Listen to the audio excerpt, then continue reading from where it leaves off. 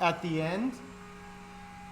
But I had to special order these because the baritone ukulele strings are so thin. Look at here. Look at the size of these drill bits I ordered so that they would be the same, the holes would be the same diameter as the strings. So don't worry, Rhino. I had to order some specialized equipment for this endeavor. I don't know why she would do that to you. You don't deserve that, Jack. You don't deserve to have your PC turned off without your consent.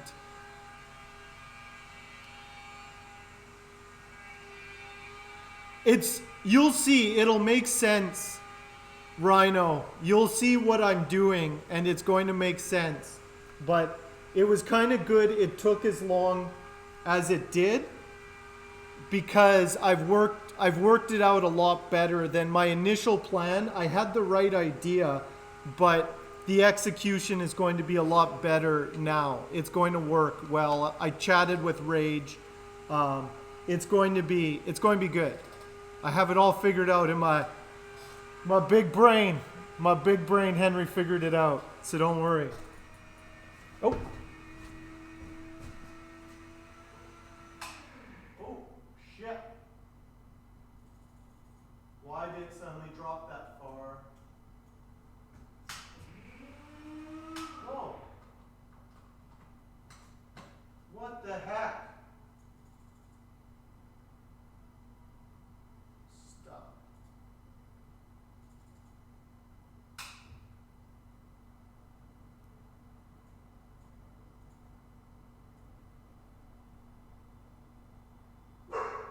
What the heck?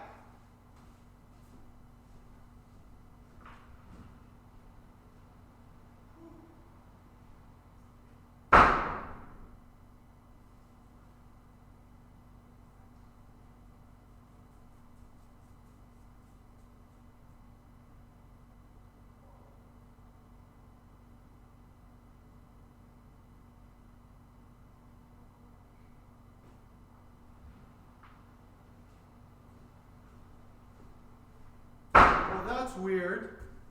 Give me a second. The CNC, the Z-axis just dropped for no reason. Give me 1 second. The body's okay, but it was a close one.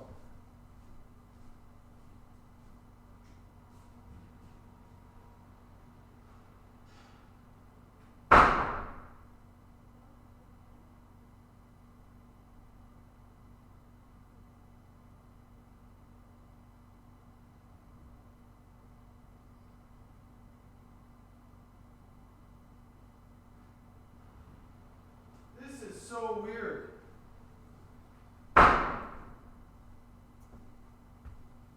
This is so weird. My Z-axis dropped right at the end. It finished cutting it out, then it dropped and started trying to cut it deeper, which is really weird. That's not the first time that's happened. I don't know why it happened, but that's not a big deal because I bevel the edge right there. So it dropped in the perfect spot where it's not ruined. But oh, my next stream is on Friday, Tobolo. Friday and Saturday I'm going to be streaming all day.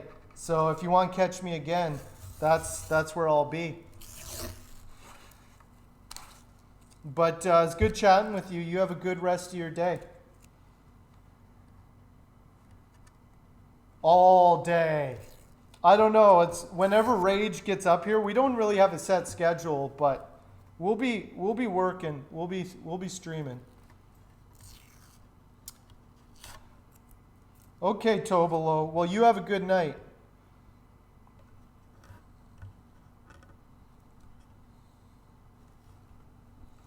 I think we'll probably start around 9 or 10 Pacific time, which will be noon, probably around noon your time.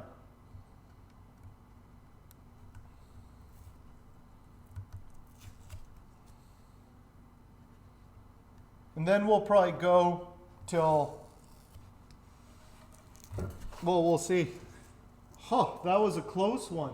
That was really annoying. I do not know what's going on with that thing or why it keeps dropping the Z-axis. I'm going to have to check my program. I don't think, let me double check my program.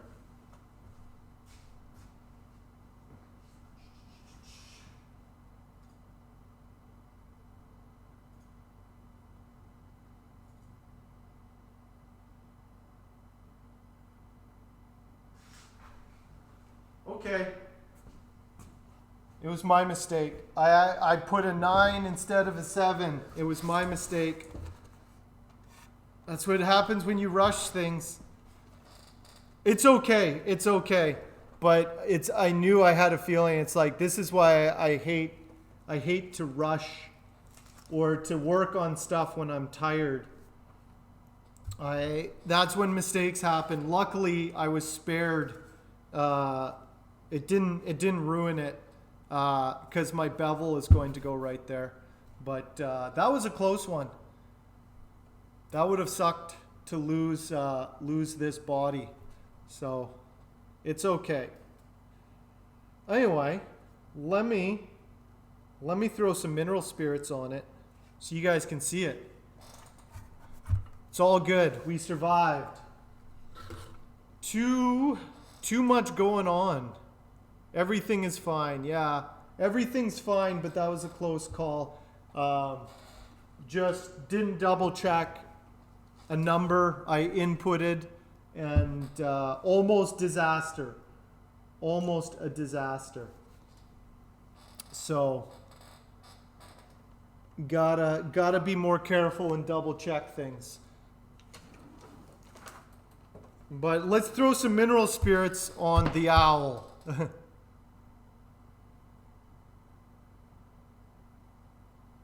You're doing a network things and my website goes back to an interesting company I did not expect. Yeah, which one's that?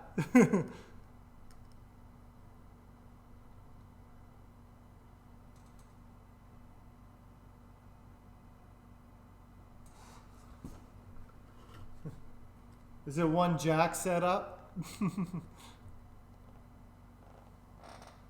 Akame. I don't know the connection there, Asus. Let's throw some mineral spirits. I got a new bottle of mineral spirits here. Blame it on Frosty. You see what Jack did?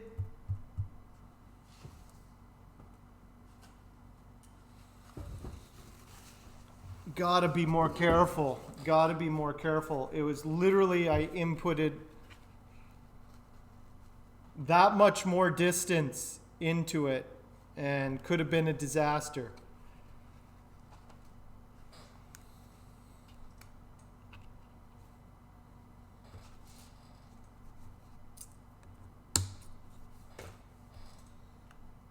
Anyway, I get to crack a new bottle.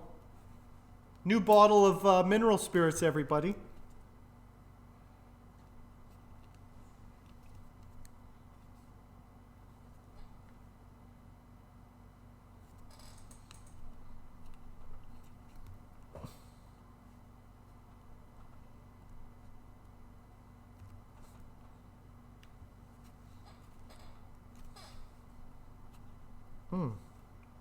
How does this work?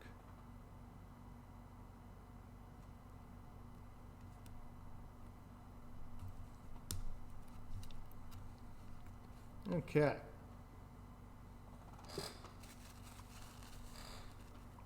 It's a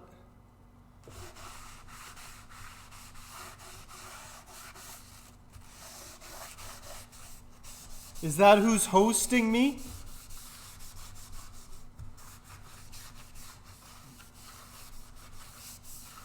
Like, I'm just hosted on Squarespace, so I have no idea who provides me with anything.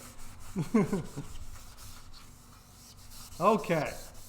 There is the body. There we go.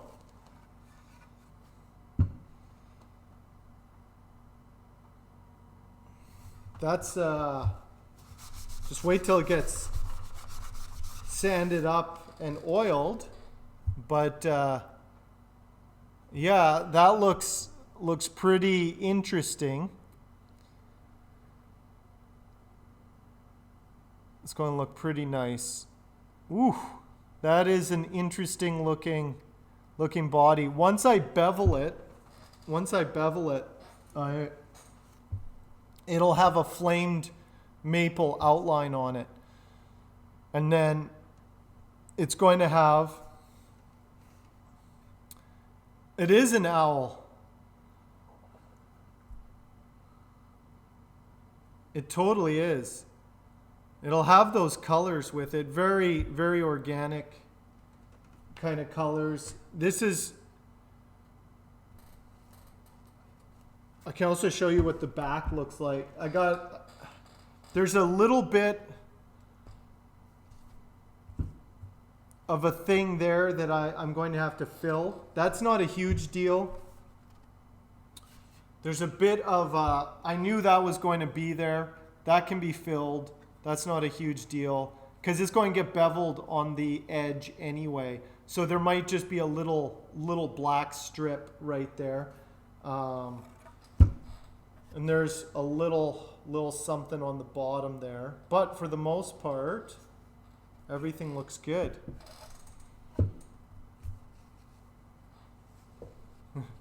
It will hoot.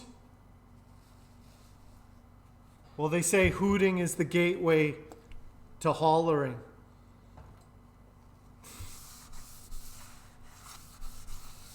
That's a meme I got the other day. Anyway, so it's going to have nice black walnut. Nice black walnut. So you'll see once it's got some nice figure on there. That kind of looks like an owl as well. A wing or something right there. So I haven't cut out the neck yet, but I'll show you. Whew, I dodged a bullet there. I dodged a bullet for sure. That was a really stupid mistake.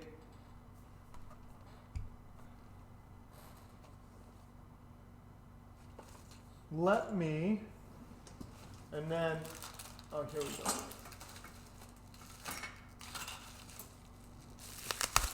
I just want to see how all the hardware fits together. So for Telecasters, if you don't want to do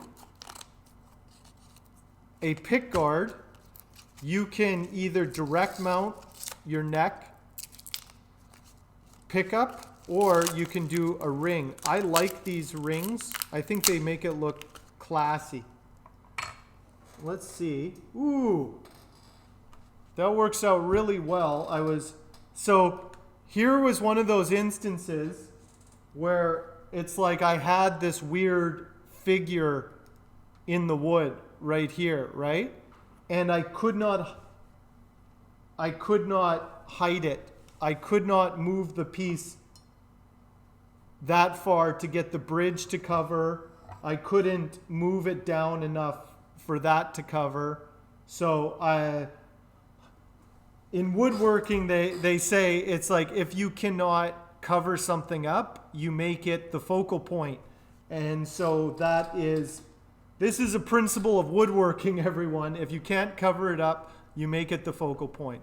So now the focal point is that weird V, but now it's not covered up by anything. So like you can see the owl in there.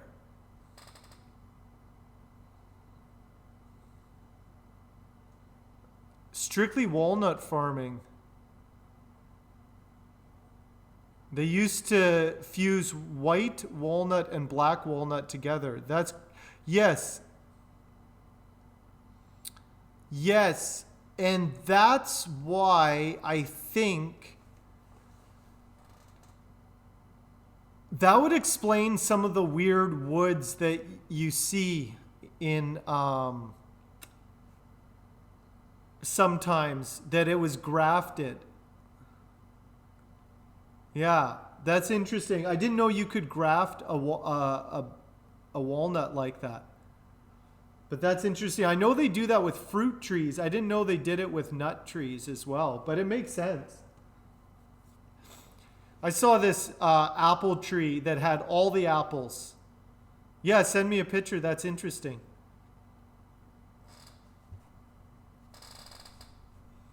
You can just graft wood together.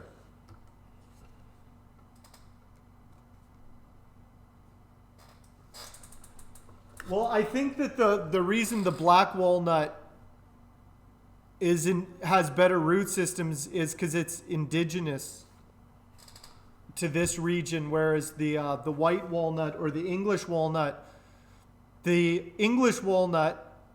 has better nuts, but the black walnut is indigenous, so it grows better here. I think that that's one of the things. So what's interesting, this top is Turkish walnut, which is the same species as English walnut, but this was actually from Turkey.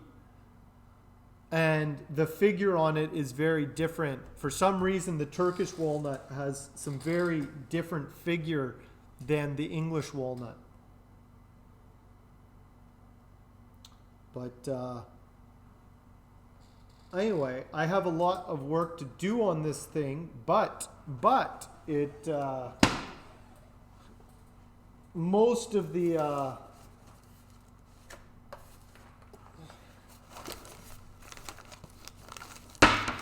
most of the things have been done now. So I'm going. Oops. I'm going to relic all this hardware.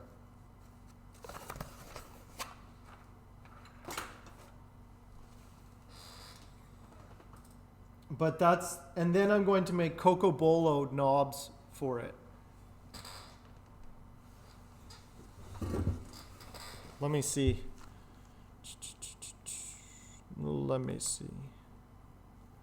Dun, dun, dun. Oh, okay. Oh, that is really interesting. Oh, that's crazy looking. Oh, they literally grafted it on the top. That's neat, because usually it's like they just graft the branches, but that one is like they literally just grafted a tree on top of it. That's crazy.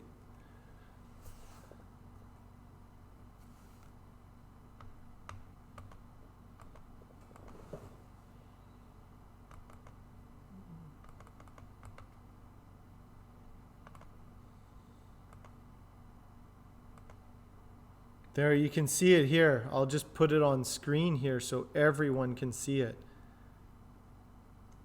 It's literally grafted right on there. Yeah. Weird. But it makes sense.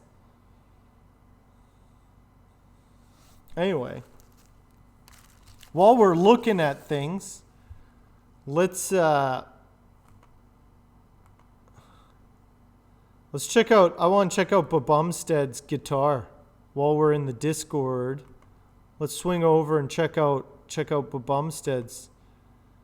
Ooh, that looks really nice. Very nice. That's 11 weeks later. That's how long it takes. Here, I'll load this one up as well.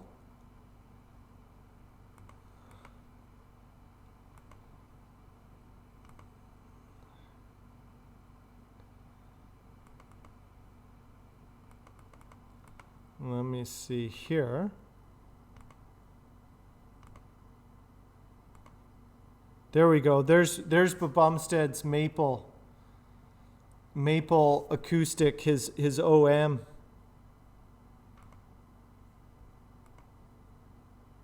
With the flamed maple on there. Looks good. Looks really good. It is pretty. It'll settle down. It'll take a week or two to settle. Yeah, he did really well. Good job, Bumstead, if you're still there. Yeah, acoustic guitars are very, very labor intensive. That's one of the reasons why I'm doing more electrics, just to get things done. But even then, sometimes things don't get done properly. But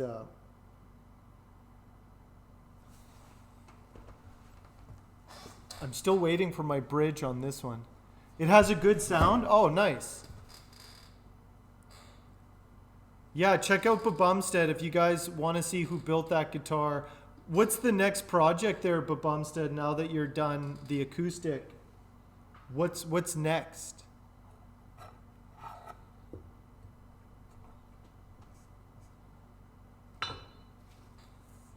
I'm going to be extra careful working on this thing.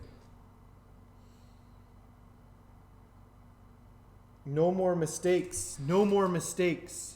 I was really lucky on this one. Luckily, I bevel the end so it doesn't. And this is where I do the deep bevel as well. So it's not that big of a deal, but it is.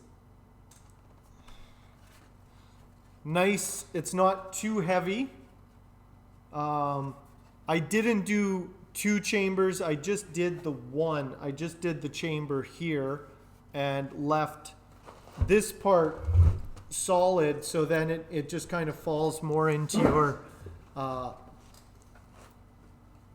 your lap. Hey, 2 waterbed tellies, nice. Manny, how are you doing? Let me throw some Hank juice on here. I just got a new bottle of Hank juice.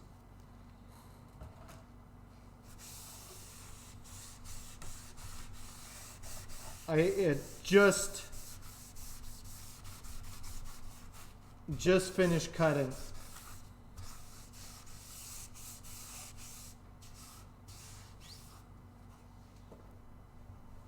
There we go. So there's the Turkish walnut. Maybe a parlor guitar after that. Nice. But Bumstead finished his acoustic today. Things are getting done around here. I still have to bevel this so that it has the flamed maple outline on it.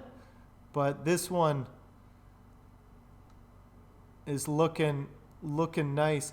It kind of has that same kind of look as that eucalyptus that you did on that Strat, Manny. There, that camera does it justice. Nice. That's a nice top. I like it when it has that kind of like it has the flame and stuff, but it also just has an interesting kind of grain pattern as well. Nice and golden. So Manny says it looks like a lion. Karen says it's an owl. Once the hardware is on.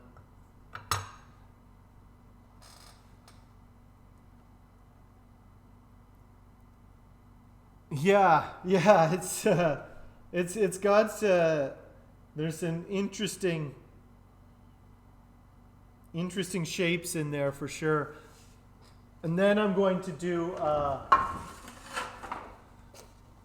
Cocobolo fingerboard. This one's very, very, I don't know what the word would be. Just woody. It's very woody. So the Cocobolo is kind of orange. I think I'm going to go with the Cocobolo. It's either that or ebony. Yeah, dark. I'm going to go dark because the neck is going to be flame maple.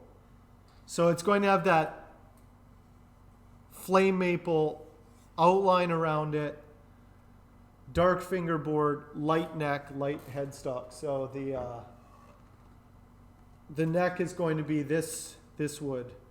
I could do a light fingerboard as well, but I think I'll do a dark one. So it kind of all ties together. And then it's a black walnut body, but it's either that or an ebony fingerboard as well. But I'm kind of leaning towards the Cocobolo just because the Cocobolo has kind of interesting just kind of lines to it. Hopefully it's not too orange. Cocobolo will darken.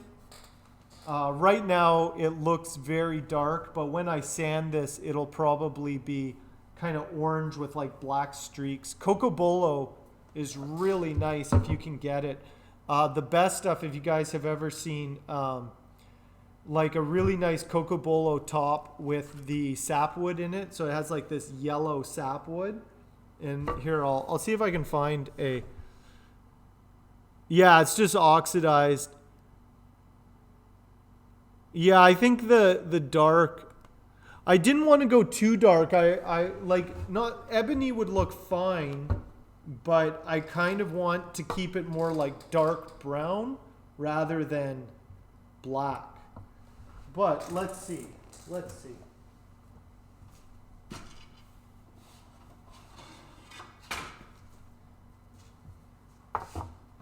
And I didn't want rosewood. I have some dark rosewood, but I don't want those purple, the purple hues in it.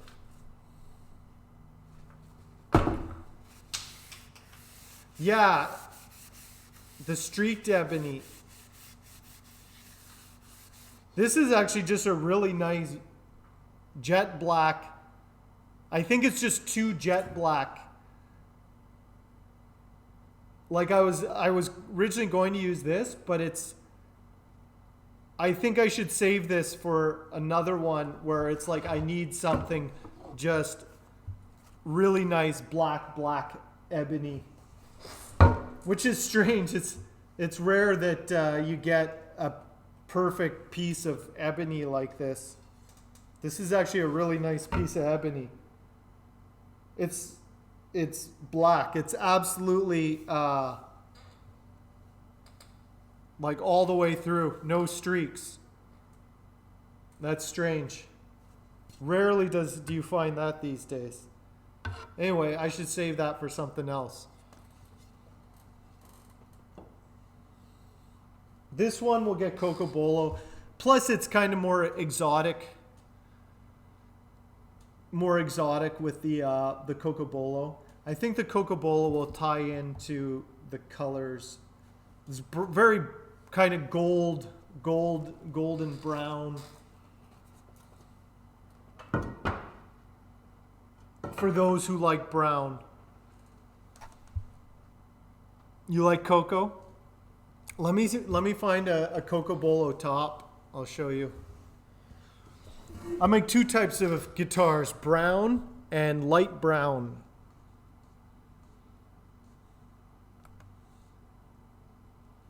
Let's see.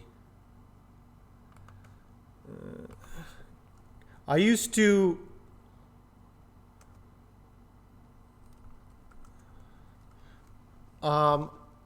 work with Cocobolo a lot. I have turned a lot of Cocobolo when I was making clarinets. Yeah, here we go. Here's a good example.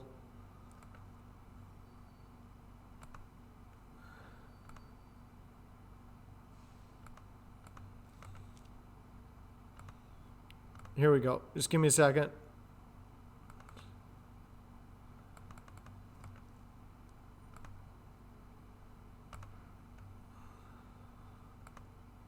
So there's cocobolo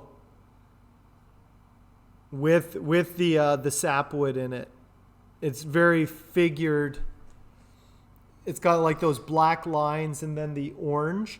The orange will be more prominent when I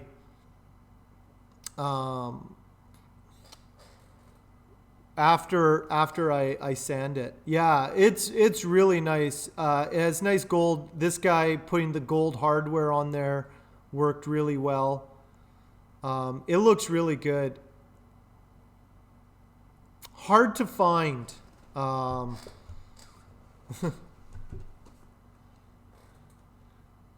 course, Karen would like the marshmallows, something she can burn. Do you like to burn your marshmallows, Karen? Anyway, hey Manny, what are you doing this weekend? I got Rage coming up, and we're going to be streaming for a couple days. Friday and Saturday we're going to be streaming. So we could also do the podcast while Rage is up here, and we can just chat. It can just like the same time. We'll just switch to the Luthier Uprising podcast, and then chat for a bit, and then get back to work. If you're down for that, Manny, you can. I know Rage wants to talk about Australian woods. You can't do it this weekend, doing family stuff. Okay, we'll do the Australian wood podcast eventually. Soon.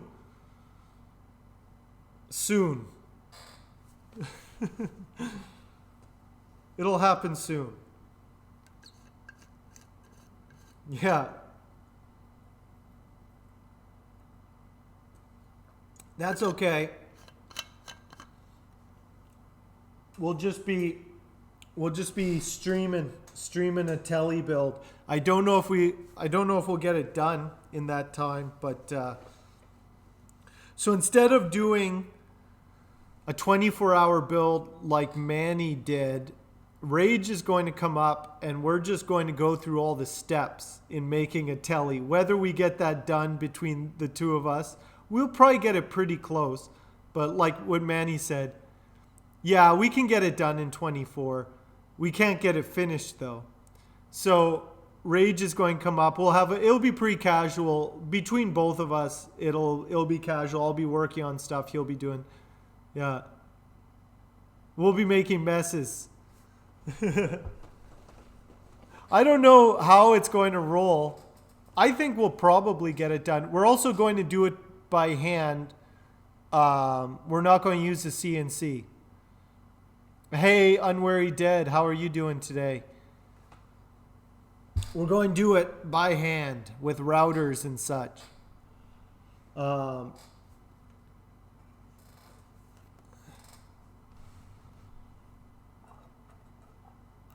We'll see. We'll see what Rage brings up. We'll see what he brings up. I don't know if I would want to. I think doing a telly is CNC will take me a week. Well, that's the thing, is my process is like, I don't like to rush it. That's why I'm like, I'll do just a standard telly as opposed to mine, because it's like I do all these laminates, the hollow bodies and stuff like that. I do a lot more things that bevel needs to be sanded. I don't know if I don't know if I could do one of mine in a day. Maybe if I simplified it and just did a one piece body. We'll see. I still have 2 days to figure it out. Nice. Your recovery is moving along. That's good to hear, Unwary. It's all about the sanding. Yeah, like when do I get time to sand? Actually, that's what I should be doing right now. I have to pour fill the other one. I just pulled this one off the CNC. So the process for this, because you guys, I don't know if you see what I do, is So I have a laminate, two laminates on here. So first I take the billet of wood and I route the chamber. I do that with a template and I route the chamber. This one, because it's walnut, it was already, I knew taking out one side would be light enough. So on the mahogany, I did 2 strips, and then if I need more, I'll take more off here. But this one, I just did one strip. I hadn't cut out the body. I just did the chamber. Hey, Rock and Raj, how are you doing today? Then I joined the 2 pieces of the top, and then I sanded them to thickness. I don't sand to thickness while they're glued together. I learned that it's better to sand them to the thickness that you want, then laminate them together. So then I laminated those together. Then I cut the F-hole. Then I stuck it onto the billet with the chamber cut. Then I cut it out. So there was like a lot more steps doing this than doing just a regular top. It's still a 1/4 inch top. So each one of those strips is 1/8 of an inch, or about 3 millimeters. So it's even. You can see the F-hole got that nice. This is a flamed maple strip there. Yeah, I'm learning stuff. This is repetition of process is really important, and I'm getting better at doing the process that gets the best results and then repeat. And with guitar building, it's all about repetition. Repetition of the process makes you more confident and less chance something will go wrong, because there's nothing worse.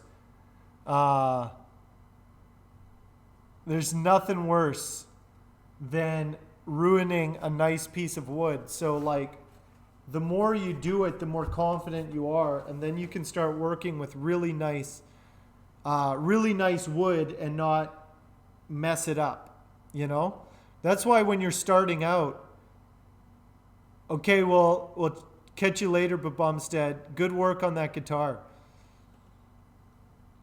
That's why it's good to just use salvage wood for your first few builds, like what Bumstead did. Manny, you salvaged your first build, because then you're not financially invested in it. I kind of dissuade people from getting like a really fancy top like this for their first build. Like, yeah, it'll look nice, but your neck probably won't line up right. Yeah, salvage is always good. It's just, nothing is worse than when you're just learning, you buy a bunch of expensive wood, then you screw it up. And it's like, well, you could have bought some decent wood or salvaged some nice wood and just learned the process. And then you're not risking potentially a nice guitar, you know? So even this one, I had a bit of a thing right here, but that was my mistake. I caught it in time, but yeah. What else? Anyway, this still needs a lot of work. I still need to bevel the sides. First, before I bevel,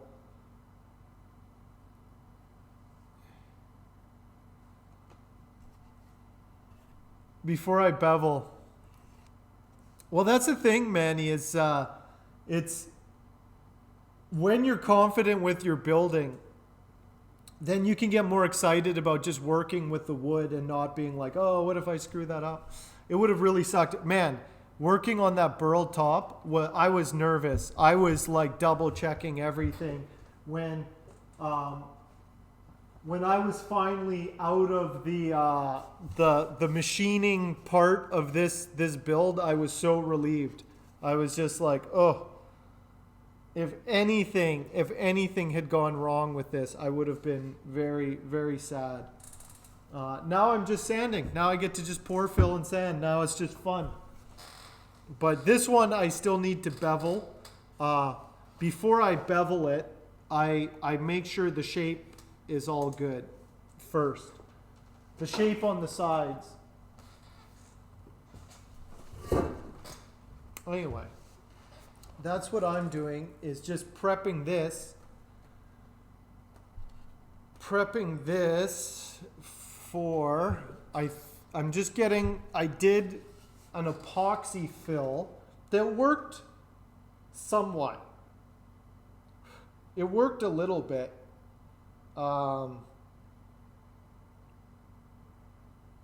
But didn't work as well as I had hoped. So I have to do something else. So now I have to sand it all back. But it did fill some of it. Be building the Pank guitar.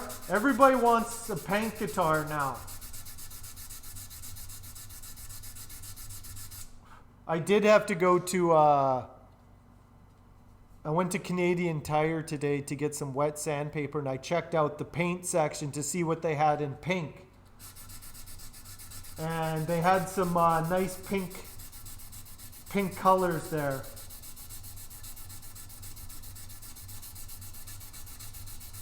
I should probably always have a pink guitar on the go.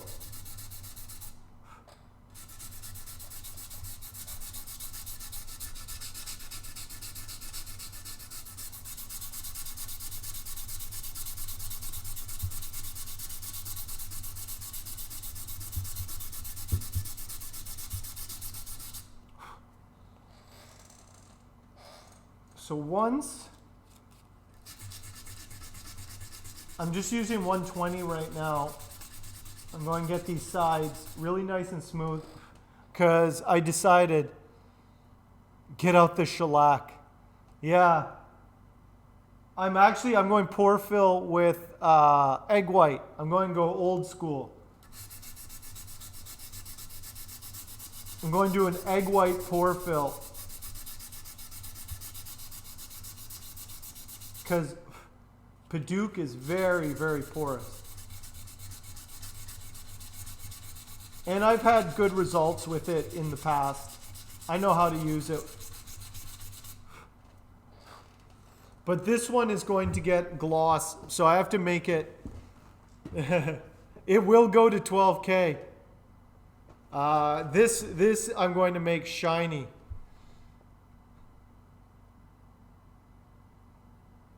Pepper white and pink. She had a pink top and pink headlights. That's ridiculous, Karen.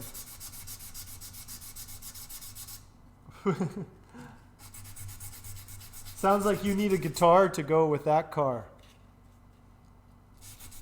This one will be going to 12K.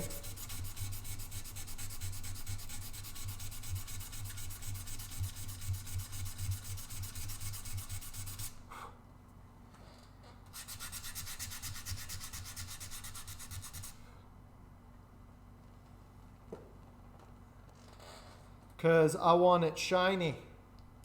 I want this one to be super shiny. I figured out, finally figured out my headstock decal.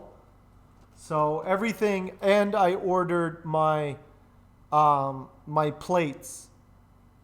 I can show you guys what my plates, the neck plates look like as well, because I'm doing the curved neck plates. But I got them engraved. Let me see what I got here. I've been doing a lot of stuff. A lot of graphic stuff. Yeah, here we go.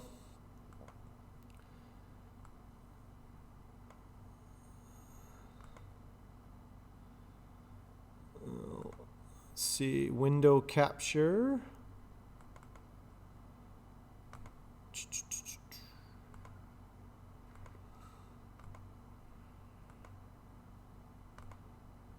There we go.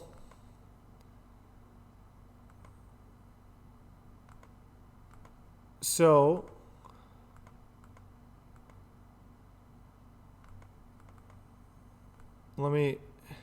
So that's going to be the logo on the plate.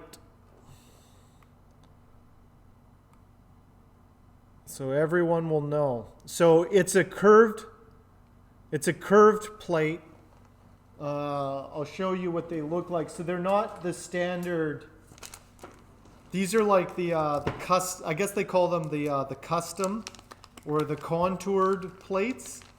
So it looks like that for my neck. So you can see right here. That's how that's going. Yeah. They make life a little bit easier. I had been doing the ferrules, which I like the ferrules, but man, it's a lot of work installing those ferrules. I think the plate is a really good brand, a way to brand it. Now that I have now that I'm like a real luthier, people are like, well, why, if you're like a real luthier, Hank, how come your guitars aren't properly branded with logos and stuff? And it's like, because I've been too busy building guitars to sit around coming up with logos of my name. So anyway, I finally did it. So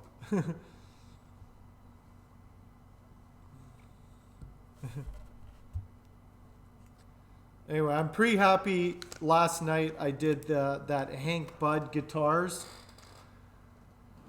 That's an old cattle branding font. So I'm kind of stoked about that. I think that'll look good. Yeah, one step at a time. Well, I know a lot of guys, they already have their logos designed before they build their first guitars. And it's like, if you already have a logo before you built your guitar, you're going the wrong way. You gotta build the guitar first. Build the guitar first, man. Everything else will fall into place after that. Because building guitars is the hard part. I did all the hard stuff first. We need logos, just a sign. Yeah. I like that signed headstock. Nice. I like your signed headstock, Manny. I think that works really well. Especially with the... when you do the 3x3, looks really classy. I was thinking about doing something like that, but I couldn't replicate something that I liked. So I'll do the water slide decal. But branding is important. It's not like it's not important. It's just like I literally have not given any time to it. Yeah, burn it, Karen. Burn that logo. Maybe I can wrap that up. Actually, while Rage is here building the telly, I might just wrap up all the things I need to do, because I can get this ready to be sprayed. So if I can get this ready to be sprayed for tomorrow, or I can start spraying it on Friday, I can spray it Friday, Saturday, then I can start wet sanding it on Monday. But spraying doesn't take long. But I have to wait once I do it. So I got to get Karen's thing done. Actually, I'll just get Karen's done so Rage can take it down to the States with him and ship it out from the States. That'll be easy. So Karen, your body will be going out this weekend with Rage. I'll send it down with Rage. Yeah, I'll do that. So if I actually work real hard today and tomorrow, I can probably have my bodies prepped. I might even be able to get this one prepped as well. So then I don't have to worry about it. And then I just carve, all I'll have to do is carve the neck on this one. Yeah, I could have both these. I'm still waiting for the engraved plates and for the water slide decals. I haven't even ordered those yet, so there's no rush on that. But I need to get Karen's guitar out, and I need to get Rhino's baritone finished as well. So it's kind of like Friday and Saturday. Those are kind of the things I need to do. Nobody's going to be in the shop those days either, so it'll just be me and Rage. So it'll be good. No classes this weekend.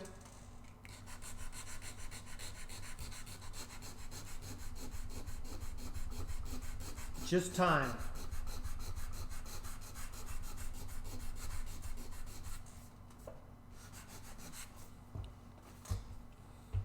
Yeah, no messing around. Well, we do have to build a telly. It takes a Canadian and an American to do a job that one Australian can do in 24 hours.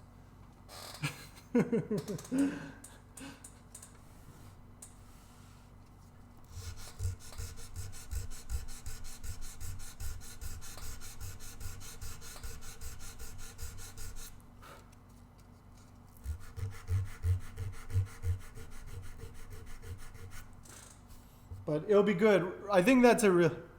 Yeah, I talked to him yesterday, and I was like, if you're not feeling up to it, don't come up, because we're going to be working.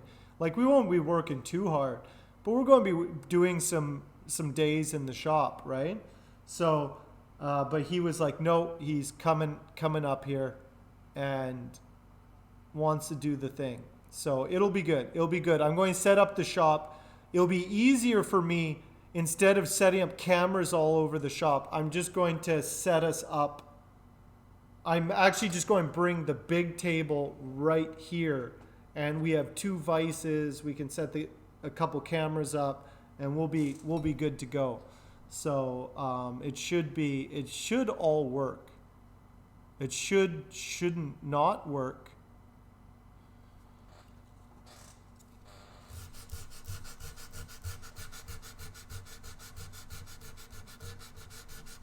But no pressure. But I do have to wrap things up. I think it's just a big push. Today I was feeling it just because I have so much coming down the pipe right now with everything I'm trying to do. But once I get all the infrastructure in place, then I can just go back to focusing on building and things. But it's just a bit of a squeeze right now getting all the other things up and going. Then, once all this infrastructure is set up, then I can focus on promoting. Nothing changes. I keep building guitars. Like, that stays the same. But then I have to start bringing in musicians to demo my guitars. I'm just getting some equipment together. Jaime is in Mexico right now for a wedding, so I can't put him to work. But in 2 weeks when he gets back, we're going to kind of have a crunch here getting everything set up. He's got to finish one more guitar before the end of the month, or before the end of June. So we're doing an open house here in June 25th. I might live stream it. We'll see. So we're going to have our first kind of post-COVID public event, which should be interesting. So I need to have everything set up for that. These are my showcase guitars, and I have all my other ones, but this one and this one, these are the two. I'm out of the prototyping phase. These two are going to be my showcase guitars under the new Hank Budd brand. These are going to be like the high-end versions, which I don't even know if Hank Bud Guitars will do entry-level guitars anymore. Why should I even build guitars if I'm not getting at least 20,000 per guitar? Here's the thing. I crunched the numbers because I'm doing marketing now. I've been crunching the numbers, and it's way more profitable for me to build guitars and sell them for $20,000 than what I was doing previously. You see? So that's my new model. High-end luxury guitars for the discerning market. That will also coincide with my new designer clothing brand, Hunk Couture. Maybe you've heard of it. It was all the talk at the Paris runway.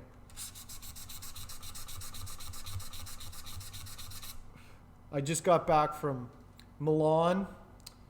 The other last night, I was doing a fashion show there. The Italians went nuts for trucker hats, the aprons, trucker hats, the whole thing. Yeah, Honk and Franck. Yes, I met Franck in Milan.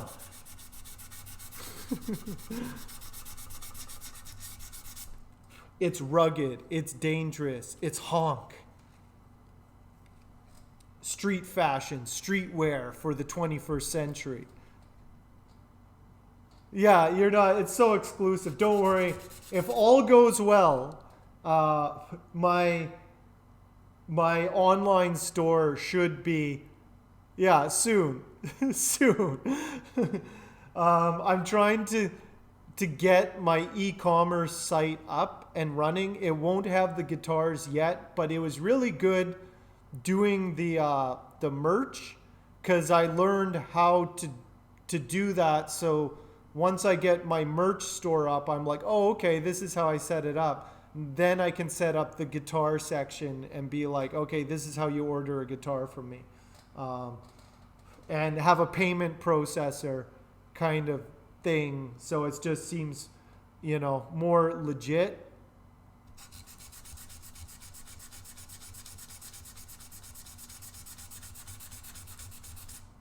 The guitars are fine.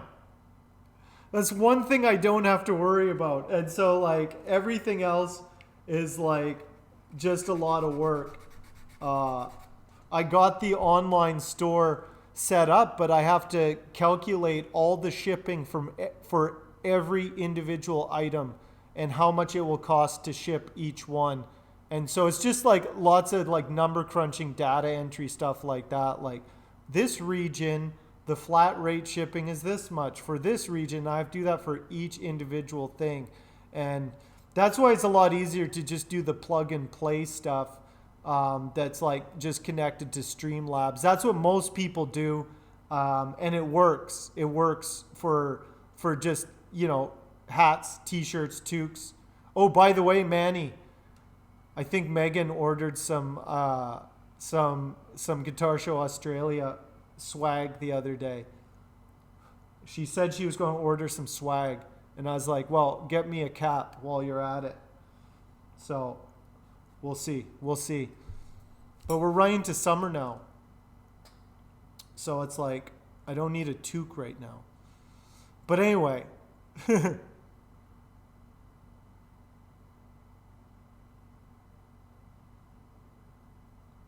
Buick Enclave in the shop, third time within 25K.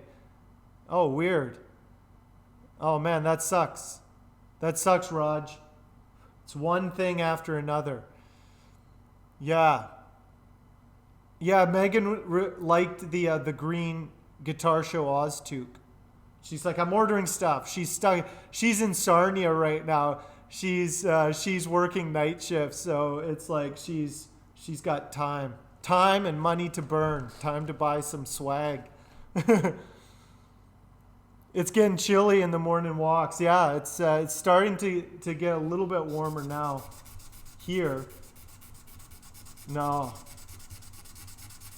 Oh, I need to get. That's another thing. Is like I did get beanies for my merch. I needed trucker hats. I also got a bunch of other stuff that's ridiculous. I'm not giving it away yet, but I'm putting in all this extra work because most people it's just t-shirts, mugs, caps, things like that. But I'm putting in all this extra work just for the lulls, just for the laugh of like some of the things. You guys just wait. Hopefully it's up on Friday. You guys can order all this amazing merch for yourself.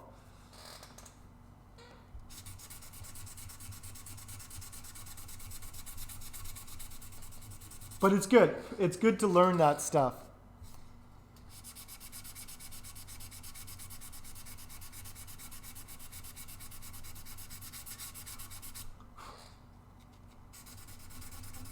One of the things, Manny, actually, this is really interesting, and this is something I've been looking at.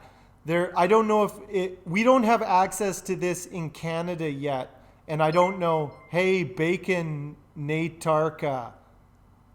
Thank you for that follow. Baconatarka. Baconator car. I didn't get that right, but thank you for the follow. Are new payment systems coming online that can do payment plans. And so one that is only you can use in the States right now. It should come online in Canada soon. Maybe they'll get it in Australia as well. But it's called PayBright, and it allows you to set up a payment plan for customers who are like, hey, I really want a guitar, but I don't want to drop that much money all at once. No problem. You can do a PayBright thing, but it pays you the entire amount. Yeah, like layaway, but it pays you the entire amount. Then they are on the hook with PayBright with the interest to pay it. But you as a builder will get all the money up front. They get the interest, whatever you set up. But you can it's like a mini loan system. So if you're like, I want a Hank Bud, but I only want to pay $50 a month for it. It's like, great. Sign a 5-year, plan on this thing, but it's like I still get the money up front. So you have to do a lot of credit checks and stuff like that first.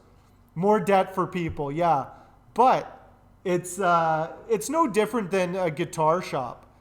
Like if you go into a guitar shop, you can always, they know musicians don't got the money. 10 years to pay off a Hank, yeah, but it's like you can do that at a guitar shop, and lots of musicians do that, obviously, and it'll take them years to pay off that Squier, but that's an option as well, because people have asked if I do payment plans. I can't do a payment plan because I need a certain amount up front, right, in order to make it worth my while, right? So it's kind of like, oh, if you do want to do a payment plan, we can go through a third party and do it, but I can't do a payment plan personally, That's how you get them, Manny. Debt. In debt to Hank. I got a big plan. It's basically how centralized banking works, except with guitars.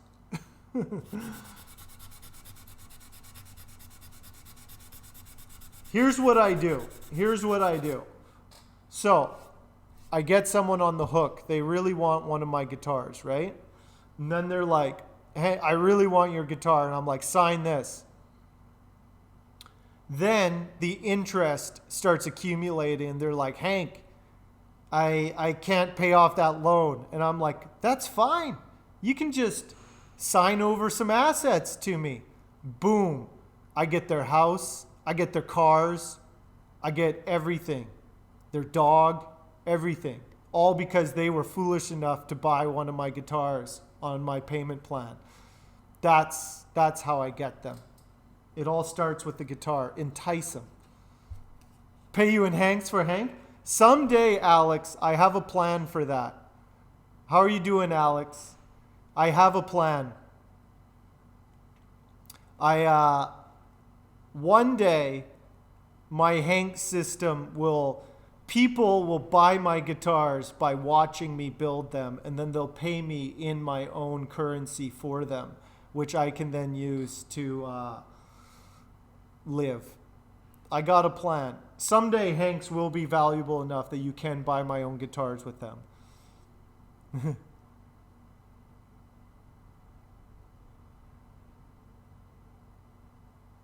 If you can't pay for a guitar, you won't sell it to you. You are working on your business model, and in your ear, there's a benefit to hold on to the build, the collection. Then you'll sell from the collection from the right buyers. Yeah. If you can hold on to it, then it's fine. It's just waiting.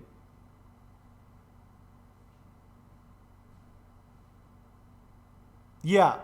Yeah, you're basically just building up stock at that point, because that's how it is. Like, sometimes it takes a few months, sometimes a few years, but the build, when you're doing on spec is always tricky. Commission is the best, but if you are building on spec, just add it to the collection then. You can hold on to them, yeah. No, you can only burn the ukes, Alex. You can only burn the ukes.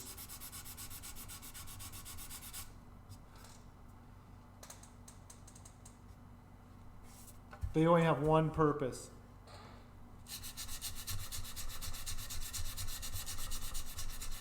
Yeah, well, that's what I was...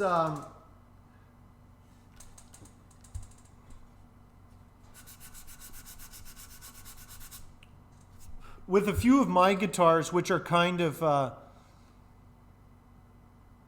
promoting from a collection is gaining more interest. That's interesting. So here in our shop, things are kind of going through a transition this fall. And so me and Jaime are trying to figure out what we can do here. We have a gallery room that's not being used. And we were like, oh man, that should be a rehearsal space gallery for the guitars and stuff. Like just having a place to show the collection. But that's a good idea, just have them as a collection. The honk collection.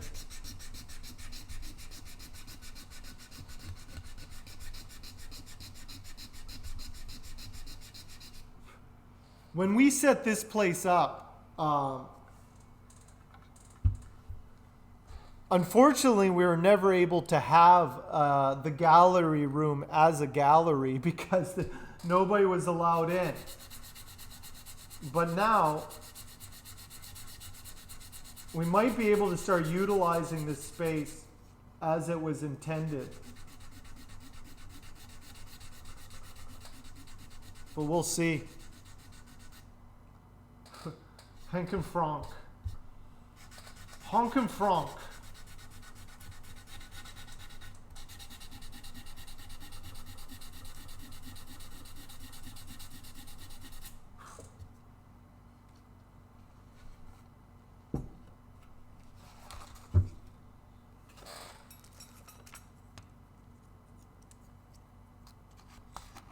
Well, we are going to have the open house, and I have a decent amount of guitars to show, which is pretty good. But a lot of them, like I said, is these two are properly branded. They don't feel like prototypes. A lot of my other guitars were kind of like working out ideas. They're all really good instruments. There's nothing wrong with them. But I was kind of working out ideas, so it's kind of like they may not be as on brand as... They're kind of just one-off art pieces, which actually kind of works. Like these two, I put them up for sale. People are like interested, but then they're also kind of like not. They'll check them out.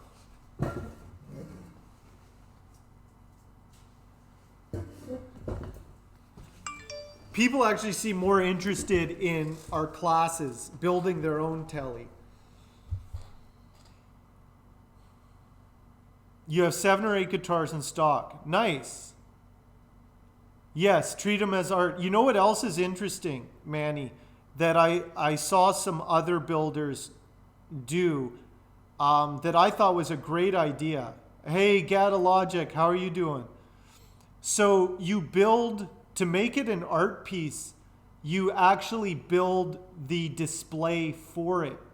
And that is included with the guitar, is you get a really nice thing that it goes in that you can mount on your wall or on, like it comes with a piece to be displayed.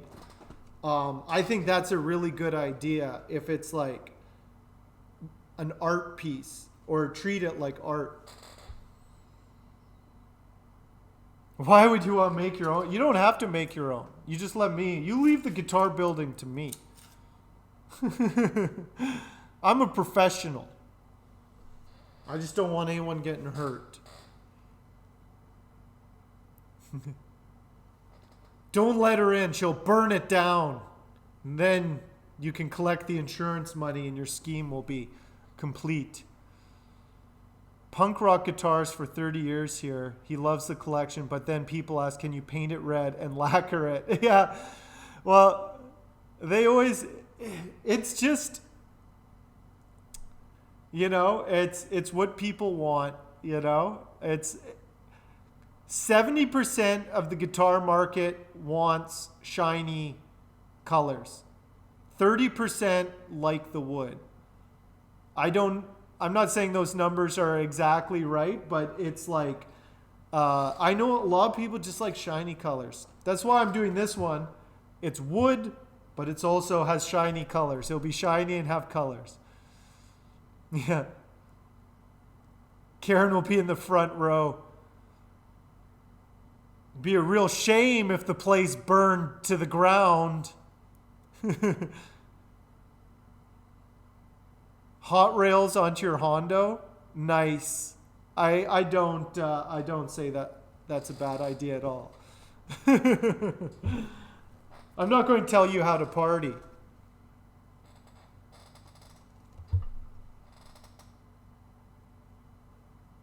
Well, that's the thing, Manny, and that's what I feel like our streams, a big part of what our streams are for is to kind of educate the people on the options of what they can get, because a lot of people you never see boutique guitars in the guitar show. You never see people play them.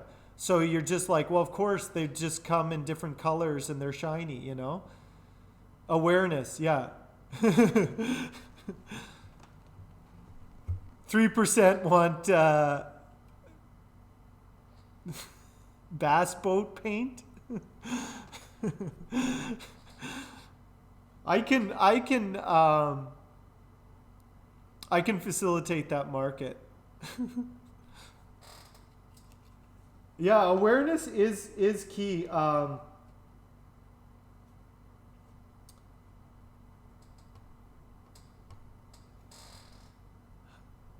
I think, yeah, that's why I'm like, when I'm doing my website now. Yeah, just a minute. Well, that's the thing, and that's another thing, Manny, is a lot of times it's very personal when somebody wants to buy a guitar. It's like, I want to buy your guitar, and just meeting people is sometimes just enough for them to be like, hey, I want your guitar, The stream is just a great way to meet, hundreds of people a week, and just be like, oh, that guy builds guitars. Maybe, here's the thing, is like, there might be somebody who sees your stream and then like, maybe like 5 years later, they're like, it's time, I'm going to get that guitar. Like, who knows what the seeds that are being planted right now,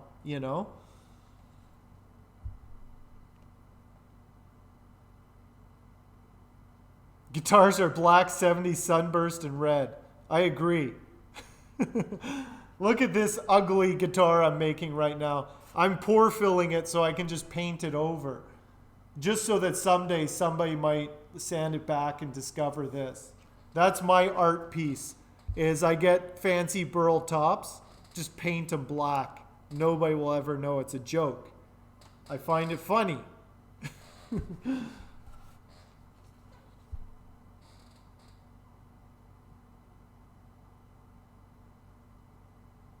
Yeah.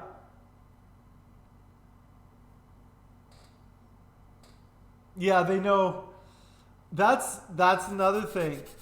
Like, there's a lot of players who can barely change their own strings. You know, like it's education is key. Education is key.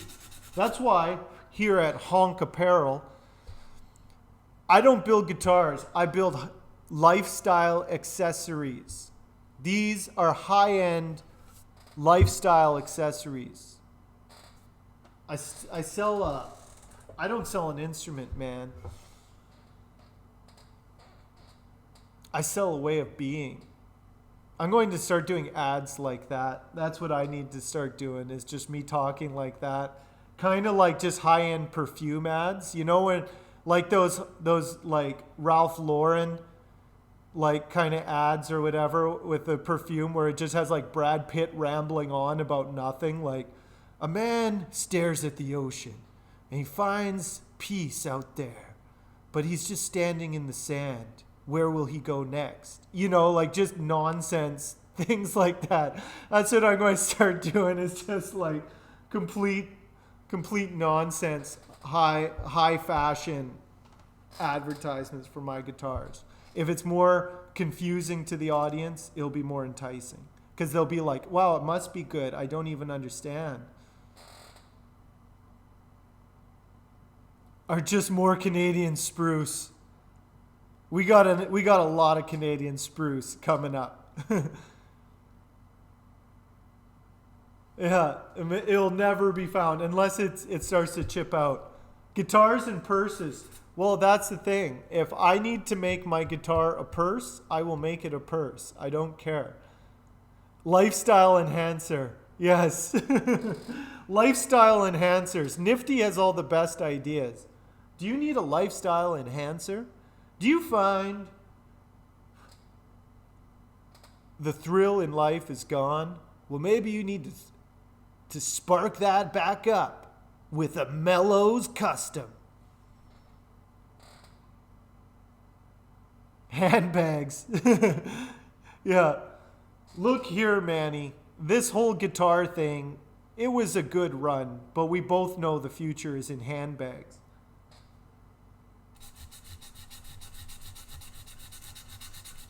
Mellows handbags and makeup accessories.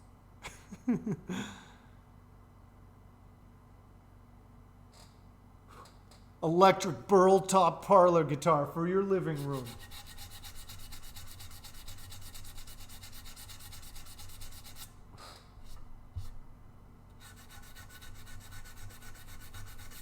Oh, why, yes, it is Wi-Fi compatible. I don't know how, but it will be. That's another thing. It has to be connect to all your smart devices, and you have to really... Hank's Handbags does have a nice ring. Do you guys remember when I found the Hank hand... Manny, did I show you the Hank handbag? Let me show you something. This is real. I found this. I saved it just because it was amazing. The Hank purse.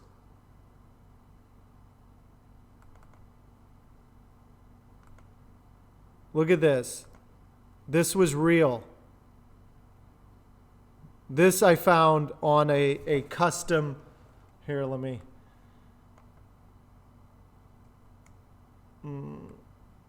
Look at that.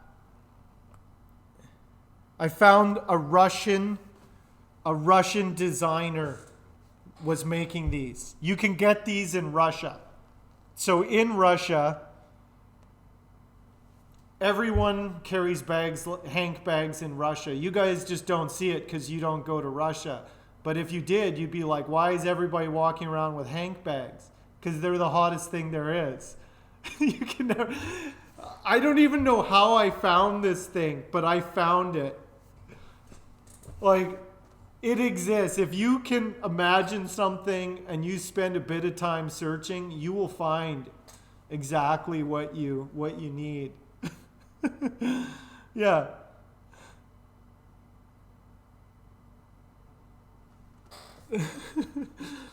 Anyway, I can give you a link. Maybe I will start selling these on my merch as well. $100 from Russia to get one of those. Big in North Korea. I'm huge in North Korea. Second most popular man in North Korea. Anyway, you can see I was already beaten to the punch. Somebody already saw the future and they jumped on it. So, you put that on your birthday list. I'll send you the link. I'm pretty sure I saved it. I'll post it. I'll post in the Discord for anybody who wants it. But wait, save your money for the store launch. This hopefully this week, soon.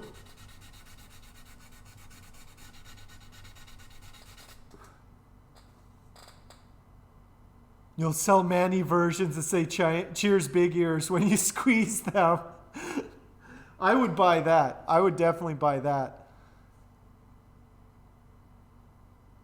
Ah, the guitar case. See, Nifty. That is why Nifty is the president of sales for the Pacific region of Hank Bud Guitars.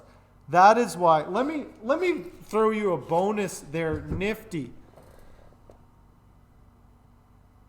I gotta pay Nifty for these great ideas. Hank Head guitar cases.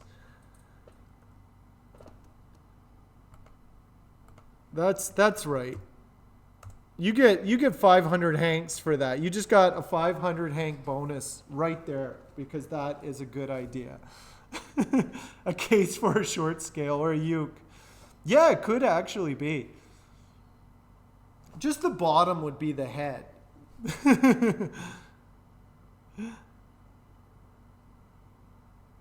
Where do you send your deposit? Yeah. A Hank Bud Classic in it. Awesome. Exactly. Exactly. Look, all the best ideas are in chat. I don't even have to come up with my own amazing ideas.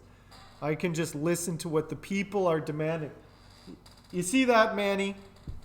Here's the thing, man. You got to listen to what your customers are telling you what they want.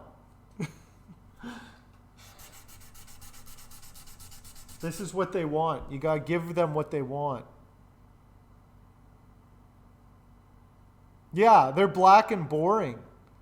Those soft cases are no good. Aren't you tired? That can be the ad. Aren't you tired of those boring black canvas guitar cases? Wouldn't you be happy carrying around the head of your favorite streamer with your guitar in it? Can't afford a Hank Bud guitar? Get the case and everyone will think you already have one.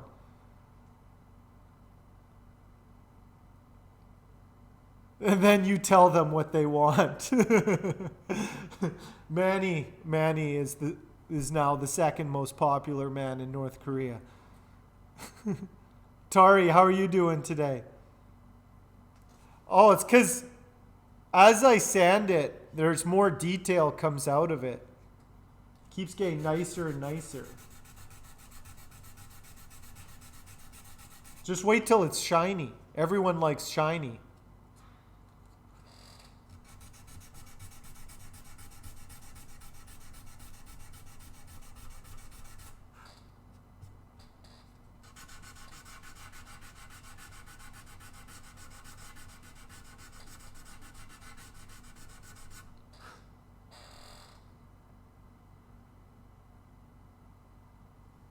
Yeah.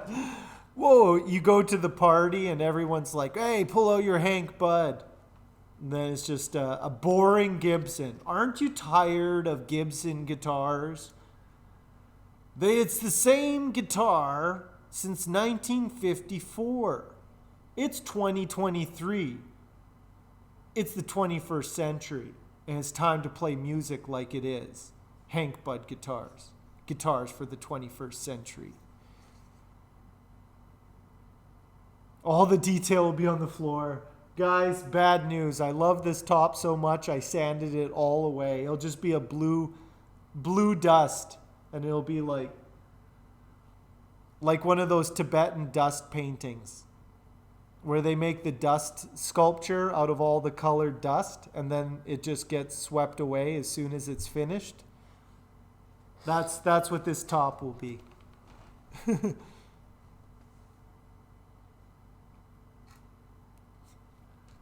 Anyway.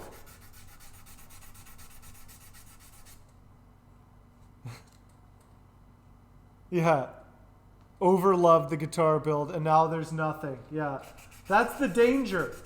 That's the danger. You can't love your builds too much. If you love them too much, you have to let them go. You know? You can't love them too much. Your love could destroy them.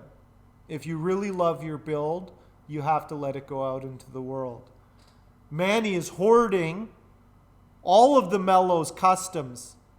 He's hoarding them in one collection. Hey, Lulu, thank you for that follow. Let me tell you about Manny. He's not letting the Mellows out into the world. You got to go and demand your Mellows from Manny. He's keeping them all. He's keeping them all for himself.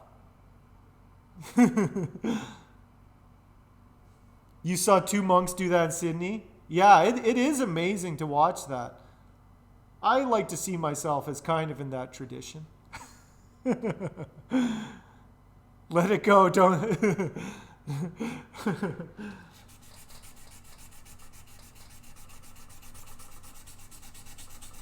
No guitar for you. Please, Mr. Mellows, I would like a guitar. No.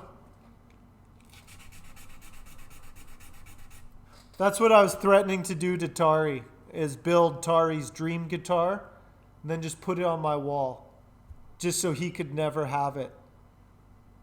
See this guitar? I'm not selling this guitar. I'm just going to put it on the wall. All for me. You can look at it, but don't look too hard. Because it's mine.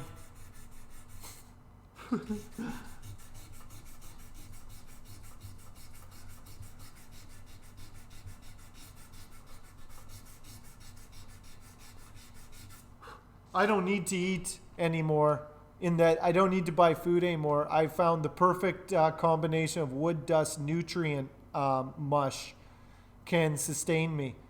So I'm fine now. Little bit of walnut, little bit of maple, little bit of spruce, and then to spice it up, some Spanish cedar. Boom. You got luthier gruel that can sustain you while you work.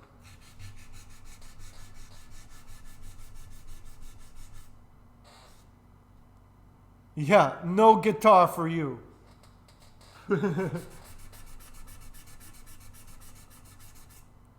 PVA porridge, yeah.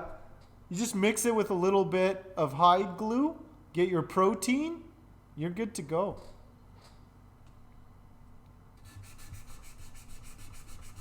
You can fry it up as like pancakes with a little bit of true oil.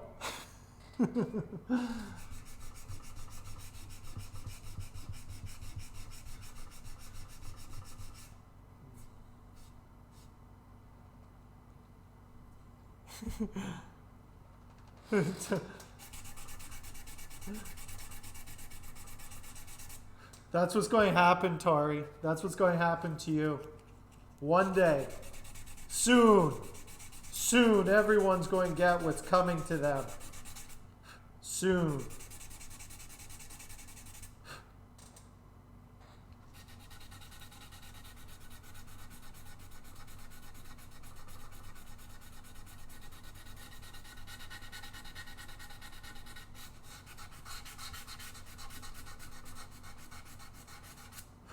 problem with beveling is you have to sand all the bevels. All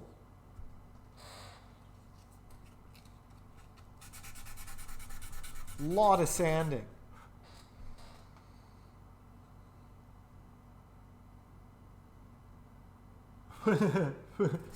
Yeah.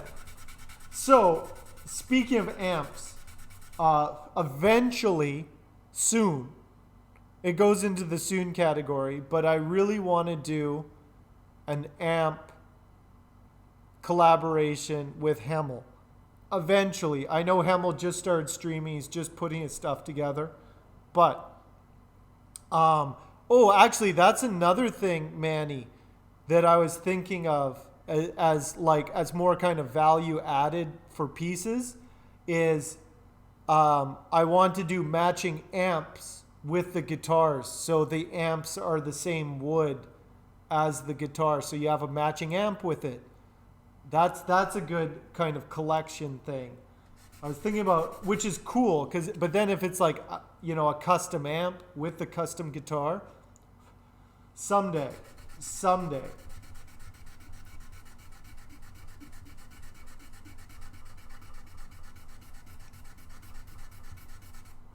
But me and Hemel were talking about that. Not right now. You're stealing the PRS idea? No, it'll be better. But it is a good idea. It's a really good idea.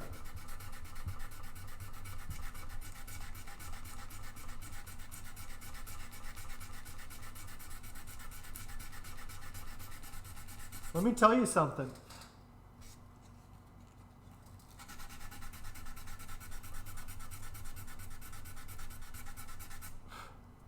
I'm not competing with other boutique builders. I'm competing with PRS Custom Shop. That's who I compete with. Willie, what's going on? Yeah. I have some ideas. So many things to do. I know I talk a lot of encased in walnut. Well, that's the thing. I like black walnut would look really nice as an amp case. I can make a box. I can make a real nice box. You just got home? How are the fish? The Hank Budd Wood Library. Welcome to my wood library.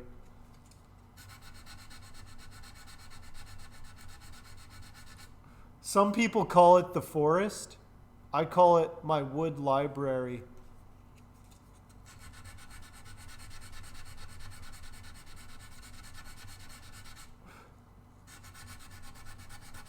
So I got so many things I got to do, and it's good.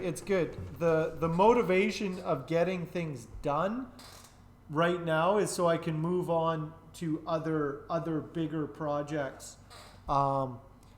Now that I feel like my prototyping is done on these ones, I have two new shapes that I want to do. I should probably sell some guitars before I start prototyping new ones. But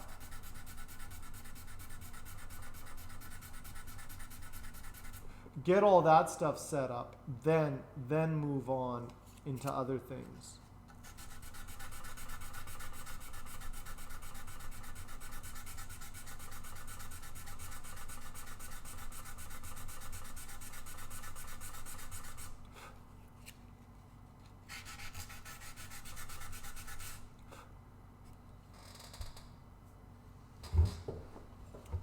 So much sanding. I never should have epoxy filled this. The private stocks, yeah. This is the private stock. Well, you gotta brand it somehow. PRS, their branding works. They've created a very a very successful perception of their brand.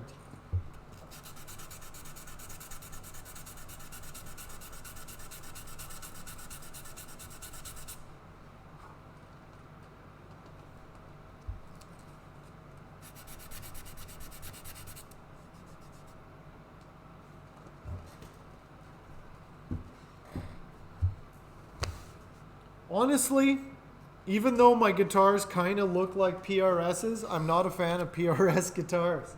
I don't think they're bad guitars, but I'm just not a fan. More of a Sir guy myself.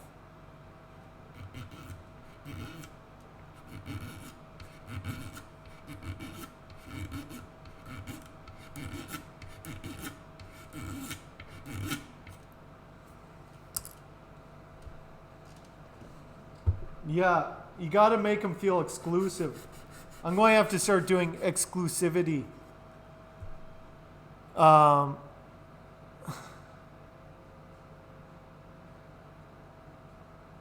yeah, do an affordable line. Well, and that's the thing.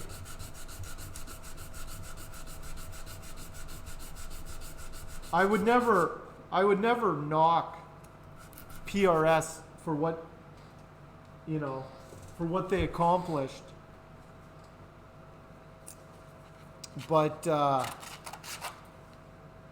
it's hard. It's the same way PRS has the same problem that Gibson and Fender do. You get locked into a time. When you're successful like that, you can be punished for deviating. So, like, I find PRS guitars are very 80s, 90s. To me, they're very early 90s looking aesthetic, which isn't a bad aesthetic, but it's very 90s looking to me, which isn't bad. But it's in the same way that Gibson is very 50s looking and Fender is very 60s looking, you know? You get locked into that time period, and then that's all people want. They want that same guitar, right? And so it kind of just is more about sustaining, you know, like, but if you have a guitar shape that works, then by all means, milk it. But it's kind of,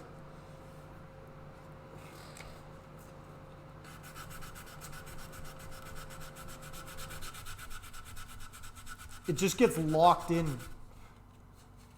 You just get locked into that time and space. And I think that's why I'm not really into the PRS, because it's like I'm not really nostalgic for the 90s. Because the stuff before I was born, the 50s and 60s stuff, that has a certain mystique because it's, you know, I wasn't there. So it only exists in like kind of media. But I remember the 90s, and it's like, you know, the PRS, like, I get why it was popular at the time, but it's just kind of like, yeah, I don't know. I'm not nostalgic for it. You played Mary Had a Little Lamb on the Pank? Nice! That's awesome. That's awesome, Willie. I'm glad you're enjoying the Pank guitar.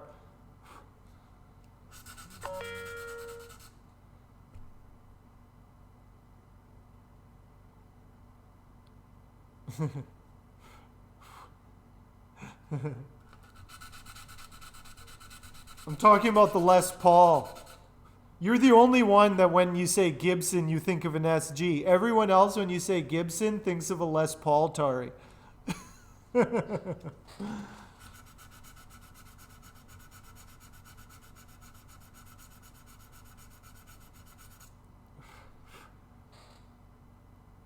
Yeah, that's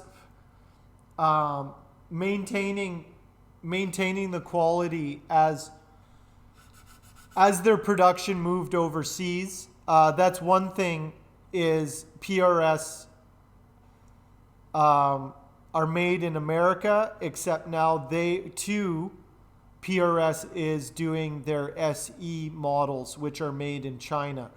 But they're still retailing for about $1,000.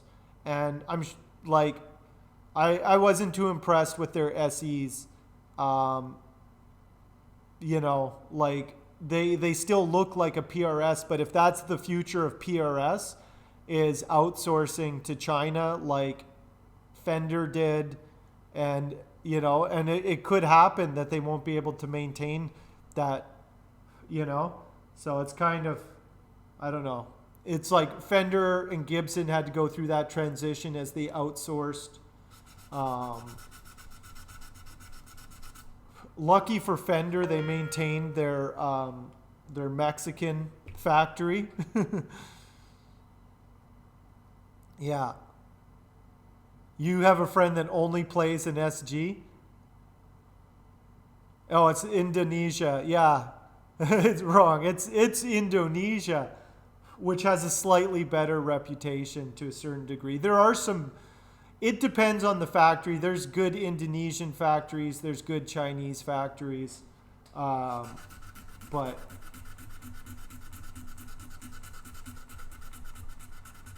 it's also a sign of the times. If PRS is outsourcing to Asia, that's a sign of the times,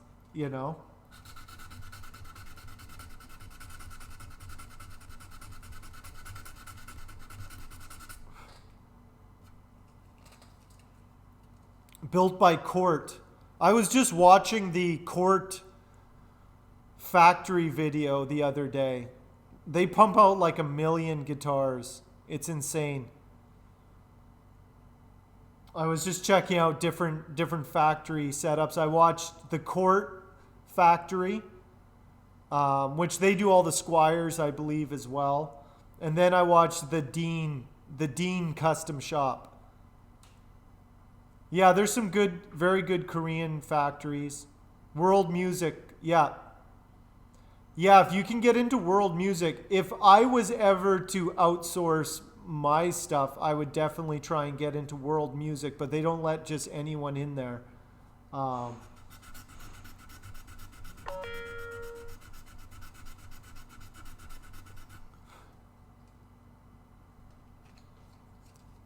But I think that that's a mistake. Honestly, I think that those companies should have invested in modern machinery and brought their manufacturing back, or expanded their American manufacturing.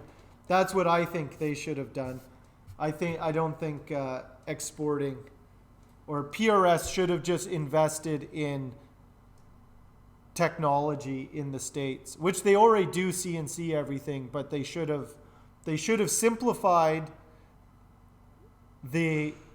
Of course, it's easy for me while I stand by and be like, oh, PRS should have done this. Like, I don't know the inner workings of the company, but it's like it would have been better to come up with a new design, a PRS design that is easier to manufacture. That's the problem with PRS. It's not a simple guitar to manufacture. That's why it's so expensive. They should have come up with an entry-level, easier to manufacture PRS that they could make in North America. That's what they should have done. But nobody listens to me. Paul doesn't even return my phone calls. But that's what I would do. It's an engineering problem. It's not an economics problem. The engineering problems, or like, you should, with modern technology, be able to do the work of 50 people with one machine, I wouldn't outsource to a foreign country. I would try and build the things here in Canada if I could. Easier said than done. The government in Canada does subsidize homegrown manufacturing to a certain degree, but you don't want to be dependent on grants and tax subsidies, because sometimes the government changes and boom, that's, if you base your business model on government subsidies and then they decide to cut those in the next budget, you're kind of hooped. And that's what happens in Canada a lot, is a regime will get in and be like, we're bringing manufacturing back to Canada. they'll subsidize and throw all this money around, and then 4 years later they cut it all, and none of it was really sustainable.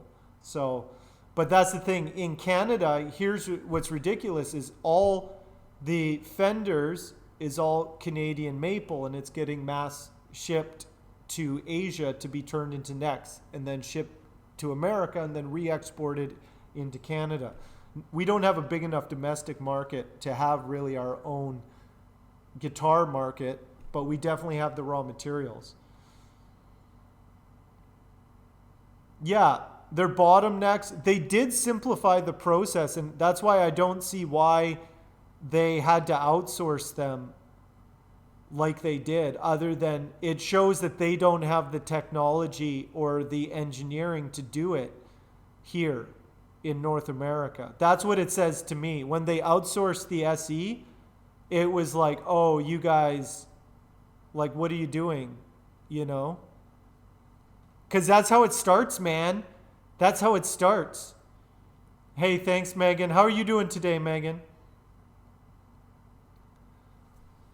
First, they outsource the cheap models. Then they start outsourcing the mid-range models. And then all that's left is the custom shop. You know?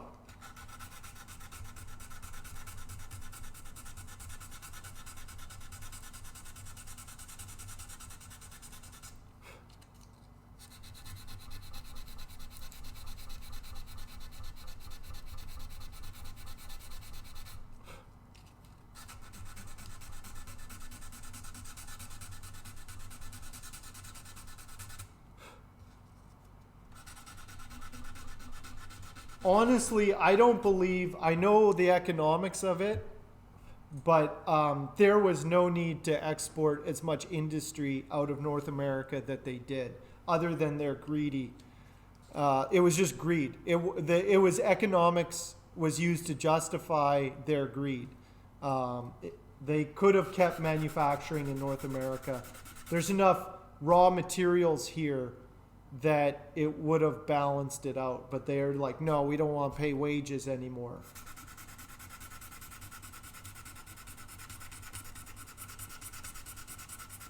Anyway, you guys will, Hankonomics. When I drop my manifesto, that'll be in there. Nice. Oh man, are you just starting work today, right now? Emmett is sleeping. We had a good day today. I gave him things to play with. The problem with Emmett is he's just bored. And so I got him a ball, which he's torn up now, but he was satisfied. And he's got that, what's that, Kong? One of those like toys where he has to get the food out of it. And now he's just chilling. He's just straight chilling. Anyway.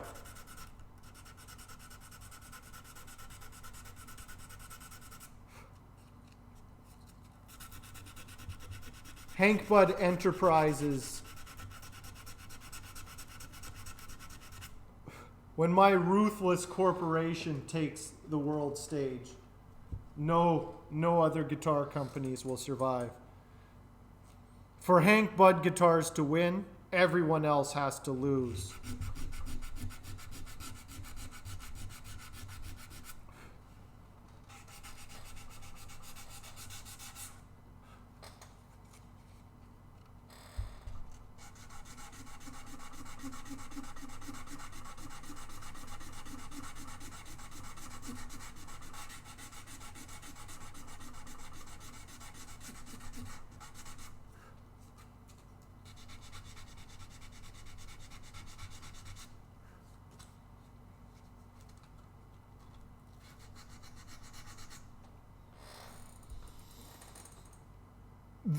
No, I haven't received the toys yet.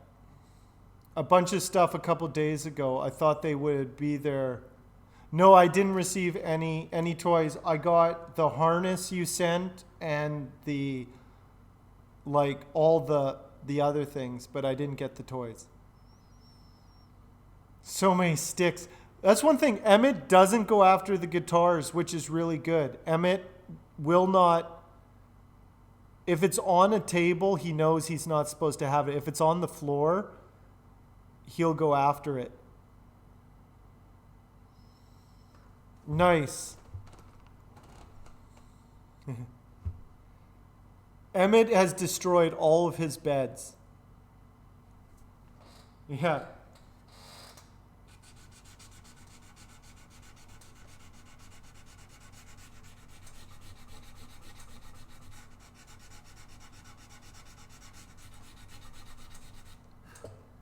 Okay, picture this. Here's my dream. Here's my dream. Here's my ideal factory. Rows upon rows of benches, hundreds of people, their heads down, nobody's talking, no machines, just the sounds of hundreds of hands sanding in unison. That's my factory. Just hundreds and hundreds of sanding, everybody just sanding. And I'm sanding too. I'm not even just walking around hitting them with a whip. I'm sanding too. And we're all sanding together, and they're sanding with me in perfect unison. We're one unit, one sanding unit. A sanding family, a sanding factory.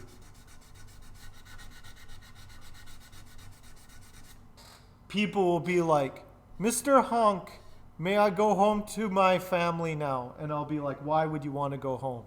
You're home now. And they're like, oh, my mistake. I'll just keep sanding. And they'll just keep sanding till they forget their family, till they forget everything. And then they'll finally be free. Because that's what Hank Bud factories are. Freedom.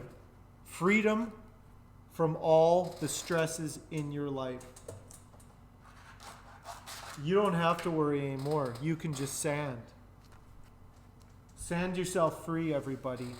Half a factory, half a religion, combined into one super economic powerhouse. That's what you do. Forget corporations and government corruption. The future, factory cults. That's going to be in my manifesto. Factory cults. Get people productive. Get people into what they're doing. Everybody else is working for money. These people will be working for a higher power. Yeah. Yeah.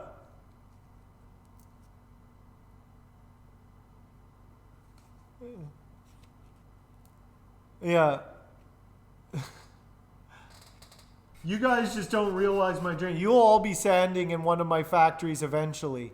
The sanding economy. Yeah. The sanding retreat oasis. Actually, that's the one thing. Guaranteed, it'll solve your problems. Let me tell you something. You won't be cures all addictions. You can't be doing heroin when you're sanding. Health retreats. Get clean. Sand it all away.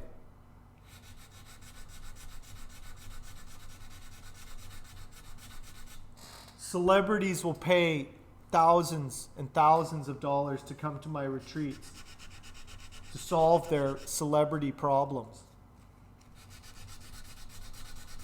Just another sanding cult.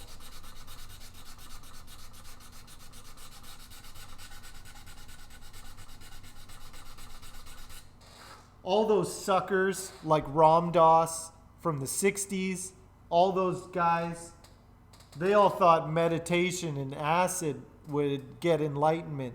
They were wrong. It's time to start sanding.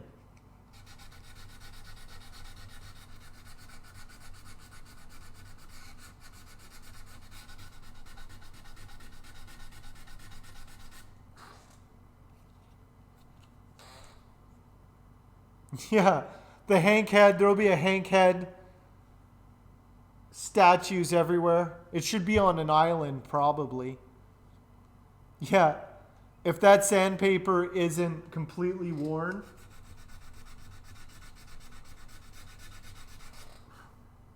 Sanding cults.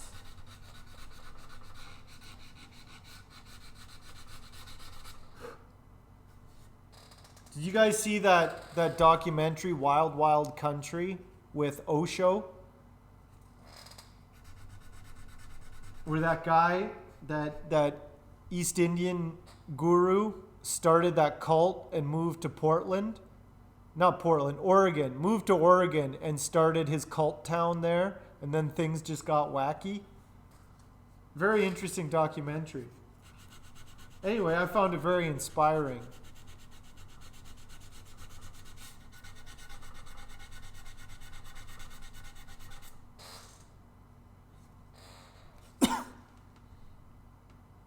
The Hank Head blankets. Oh man.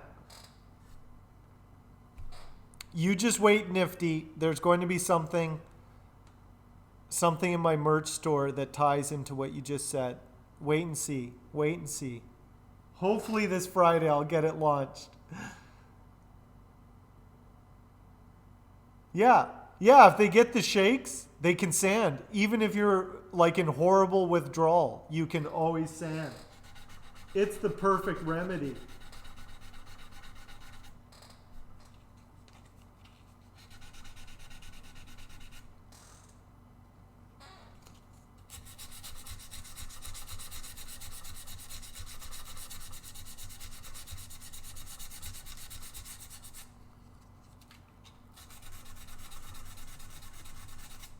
This guitar has to be perfect. It just does. Some of you ask, why does it have to be perfect? Because it has to be. Because it already is perfect. I just have to reveal how perfect it is through sanding. The perfection's there, just like in all of you. And once you're worn down enough, you'll finally be perfect. Join me and sand along.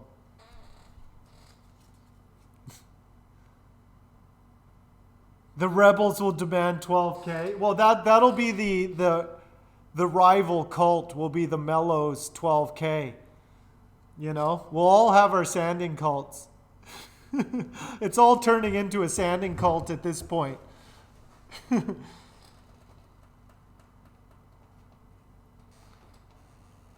Oh, I'm going to look into that, Nifty. Hank Garden Gnomes. That's another brilliant idea that I haven't yet figured out. How to monetize that. The more I monetize, the more all these products, somebody's going to buy these products. Somebody will want Hank Garden Gnomes. I'm going to look into that. Can you make custom garden? Let me see. I'm going to look that up right now. Let me see if that's a thing. Gabe Lackman's guitar builds. Maybe is he a YouTube builder? I've watched a lot of videos, but I'm no good with names. But how are you doing, Buck Tillman? Hey, Willie, thank you for that gifted sub.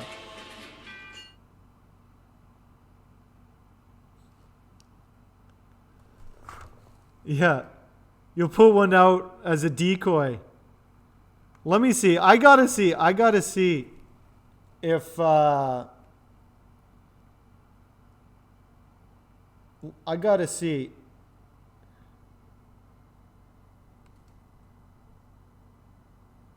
Gabe Lackman's. Gabe Lackman.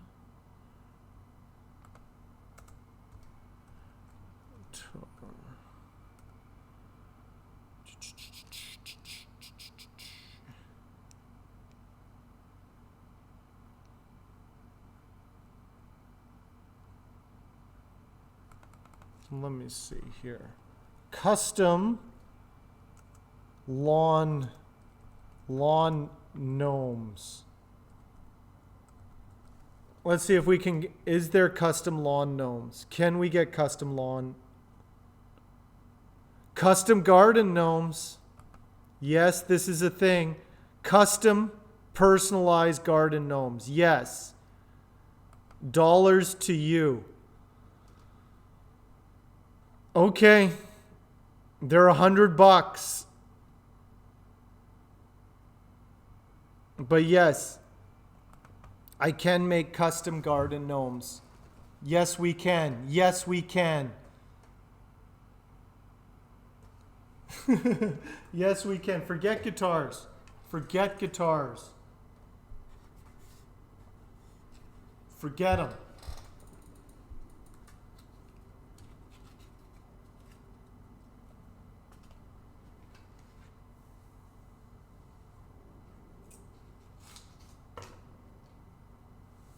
Just 3D print them. Yeah, but they have to be... Oh, this is how I can make my own garden gnomes. I could make my own casts. Because you have to like, they're just plaster, right? So I could make a 3D print. Yeah. I could totally 3D print my own stuff. I do have a 3D printer.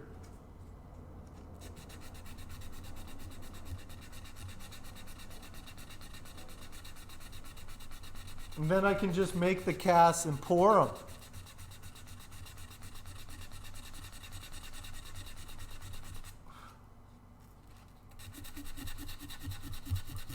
Forget guitars. Now that I'm working on my merch store, I'm totally yeah. Oh, I already paid him some Hanks. Yeah. No, we're not going to have any of that, Tari. None of that. None of that. I already paid him. I pay him in Hanks. Yeah.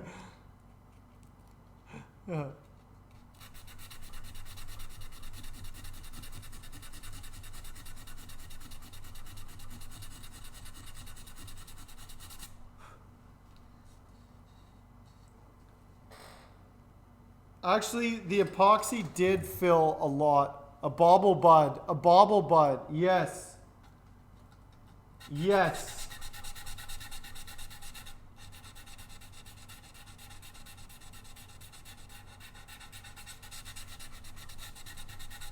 I could make my own bobbleheads.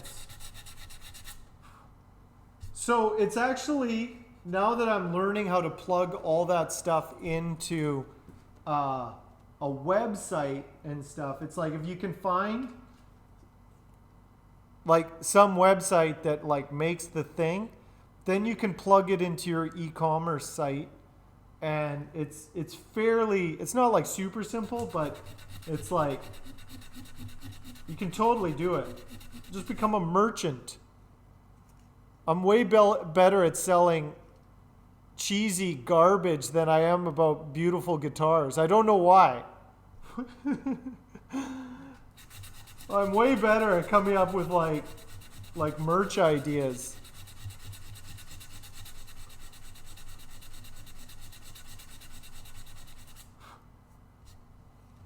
The guitars will just have to sell themselves.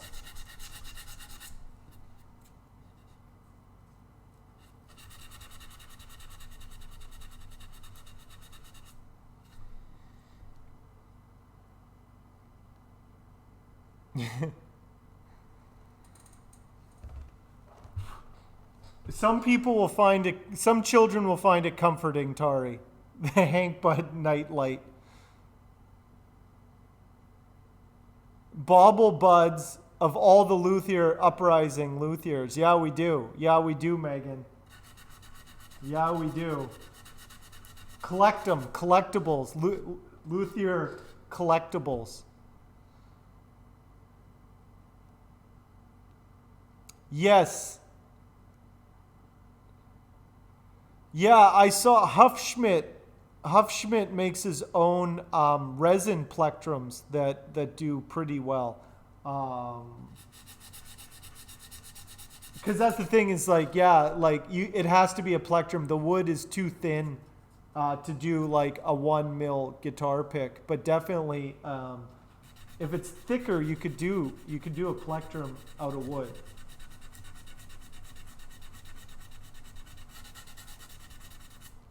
Does anybody use plectrums to play?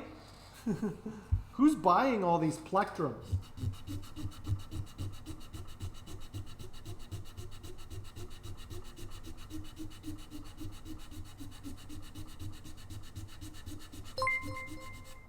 Hey Blaze, thank you for the follow. Alex does have the best ideas. I think Alex gave me a lot of really good ideas that I forgot and never implemented.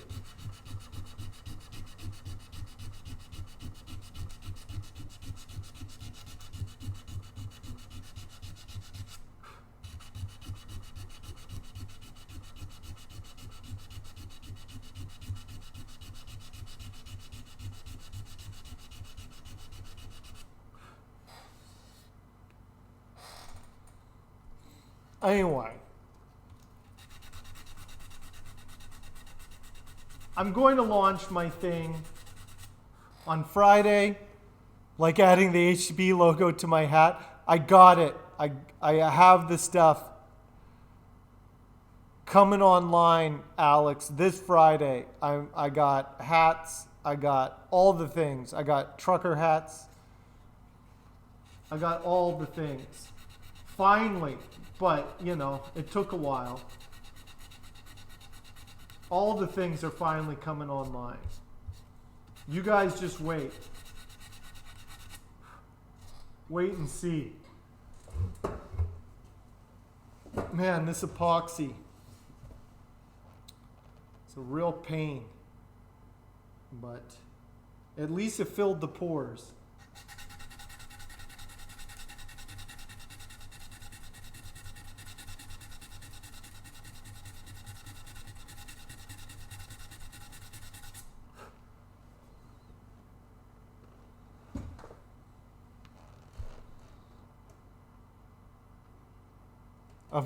A robot.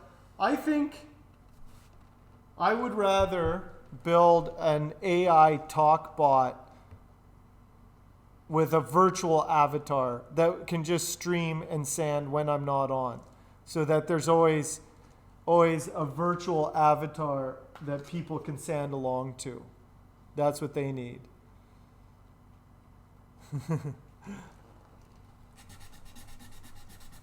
Rusty needs an espresso.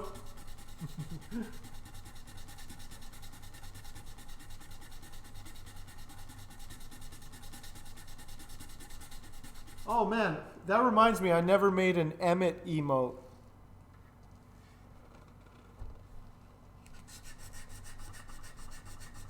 That's what I forgot, Megan. I still don't have animated emotes, and I don't have an Emmett emote.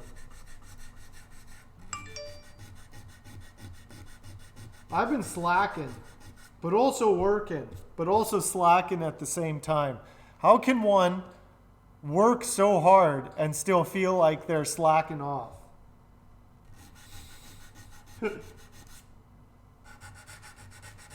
You guys see me grind 4 times a week, just giving it my all.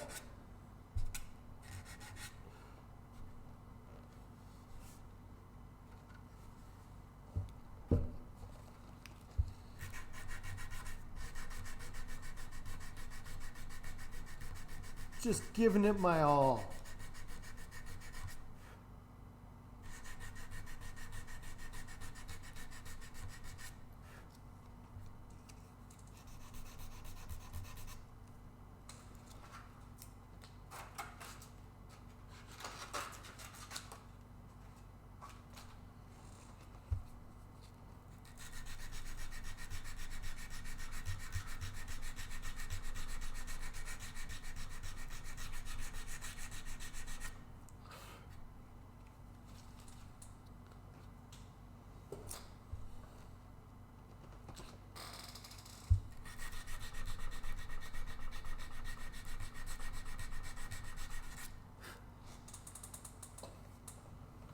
So close. So close. But still not close enough. Actually, it's going to be kind of a pain to get in around there. That's a lot. I might have to take it back to the spindle sander for that one. Yeah. An Emmett animated emote? Yeah. An Emmett animated emote. Animated emote. Yeah. What is Emmett up to? I think he's still sleeping. Yeah. He's peacefully sleeping. I tuckered him out today. Because let me tell you about the problem. I was getting him physically tired, but then he was just really wired because his brain wasn't being worked, right? So he was getting tired, and then he was getting like frustrated. Whereas today, I took him out for the same hike we do, which is usually about an hour to an hour and a half hike, and then, but then I got him some toys to play with, and now he's just passed out. So it all works out. I can get things done today. The good news, I can get things done. Unlike those other days where nobody lets me get anything done.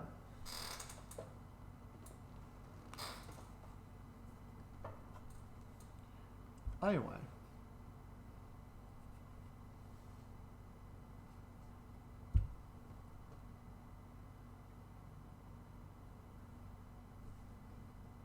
I have to take off a little bit more here and there, and then I can do another round of pore filling, and then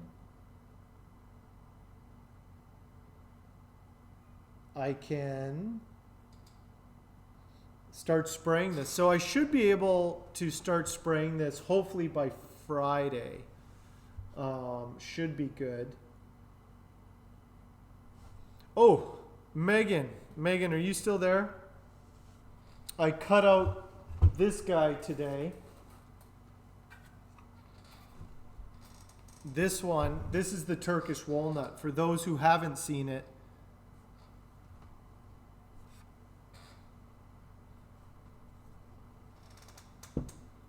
oh, nice. Megan's. Oh, is that the Emmett? The custom Emmett plate?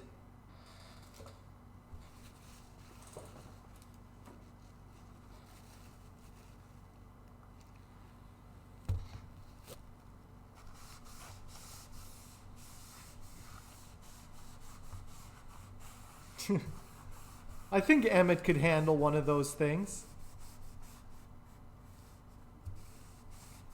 Yes, this came from Istanbul,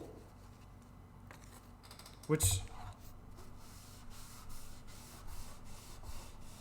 this is actually Turkish walnut from Turkey. I ordered it from Turkey. Just so I could say I've sampled all the walnuts. I've sampled all the walnuts in the world, but none so coveted as the Turkish variety. Look at that.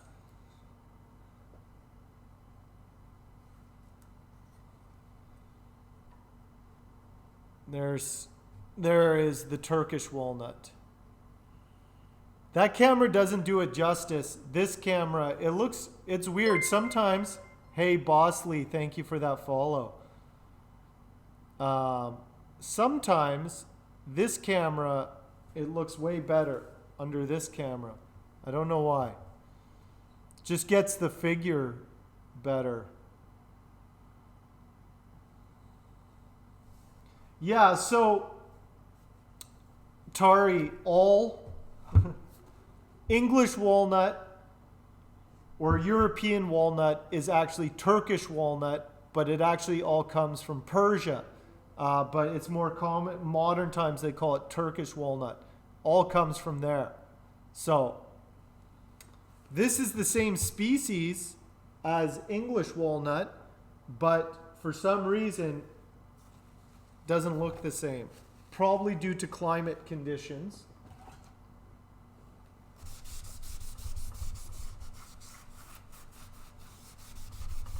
So here I'll compare.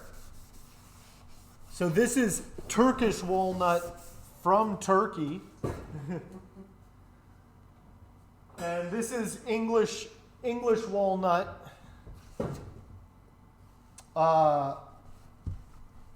from British Columbia. This is local English walnut. So you can see, it's like, oh yeah, that is the same wood. But for some reason, the Turkish walnut, the reason they call it Turkish walnut or make a distinction for the Turkish variety is it tends to be more figured. There's all these more colors in it. It's you see it a lot in custom gun stock barrels, a lot. Not that this one is figured as well. Obviously, if I had a more figured one, it would also be interesting to look at. But this is kind of what Turkish walnut, the nice Turkish walnut tends to look like this. It's golden colored. It's got a lot of figure. It has a lot of interesting grain. The English walnut, usually when it's figured, tends to look, it can look more spectacular than this, but it tends to look like this. It has, I don't know if you can see it, it has a little bit of flame in there. It's got the dark figuring, but so it's like, it is the same wood, just two different continents.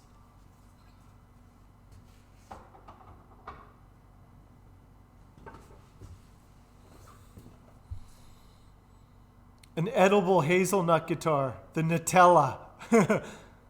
Actually, that's a really good name for a hazelnut guitar. I'm sure there is figured hazelnut. I've never seen hazelnut. Walnut is just way more common. Yeah, the grain's a little different. Again, figure is different, but for some reason, the Turkish walnut tends to just have really, really crazy figure.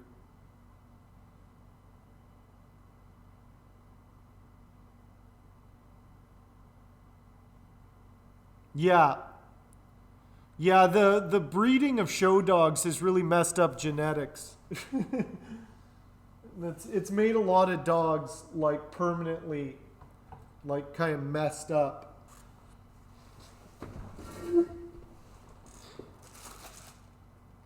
What happened to my cap? I don't know. Anyway, let me show you some let me see here. Some examples of more examples of Turkish walnut.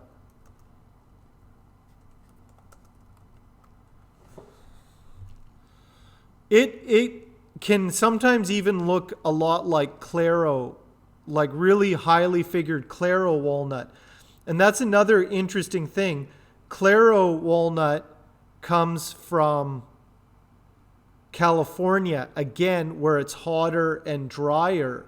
So I don't know if it is possibly due to the hot, dry climate that you get the kind of interesting figuring on it, which could be. Let me find a good example. I'm just scrolling through right here, trying to find a really nice example of Turkish walnut. It all is very similar, like walnut is walnut, right? But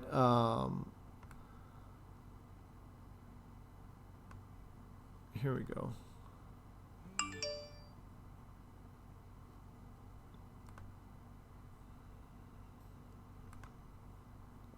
too glossy. All the pictures I find are really glossy, so that it doesn't do it justice. Let me see. Let me see here. Why? Here we go. Here is just an example of the figure in the wood. Oh, Pinterest, you are terrible. Okay, here we go. I found an example. I found a good example.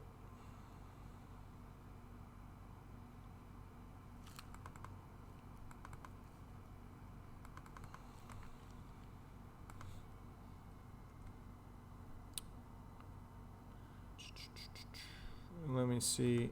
Okay, come on. It's annoying. I can't have my mouse plugged in because then I can't have my microphone because I only have...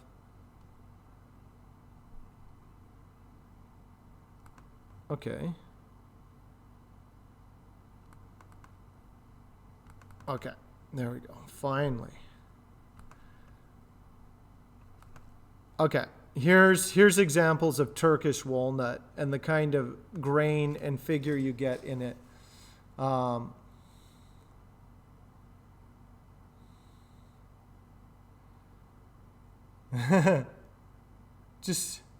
just grow. Oh, a bunch of hazelnut trees just went down. That's the thing, is there is a lot of trees, a lot of hazelnut, and the reason there's so much walnut is because they were grown for nuts. So there's just a lot of walnut around. Macadamia.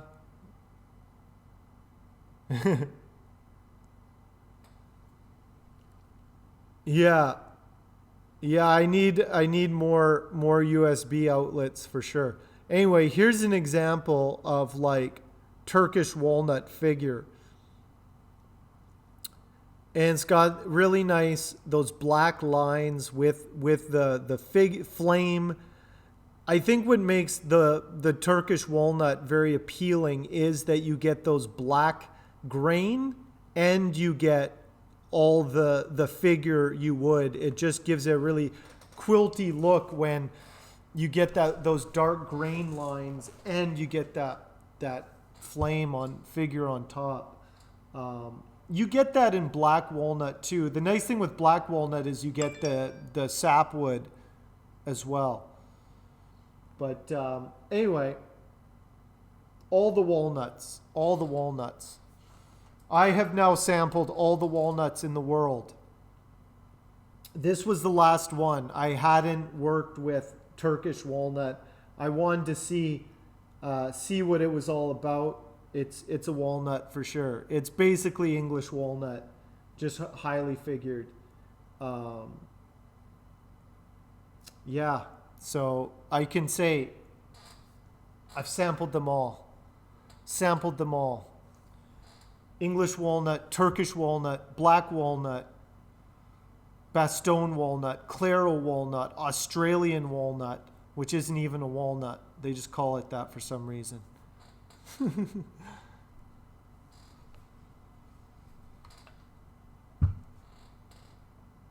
Anyway, this one I'm going to get going on this one as well very soon.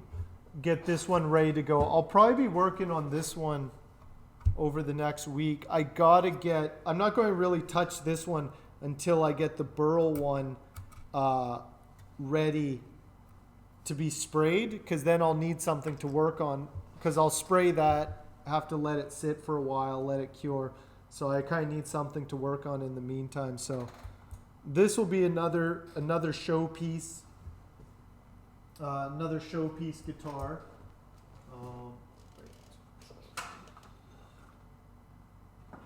Where getting all my showpieces together.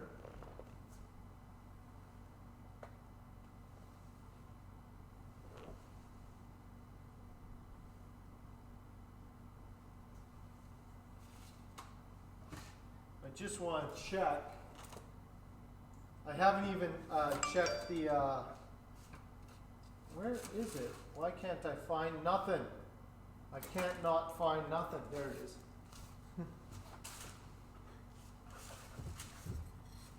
Check and make sure the neck pocket is all good. Yep.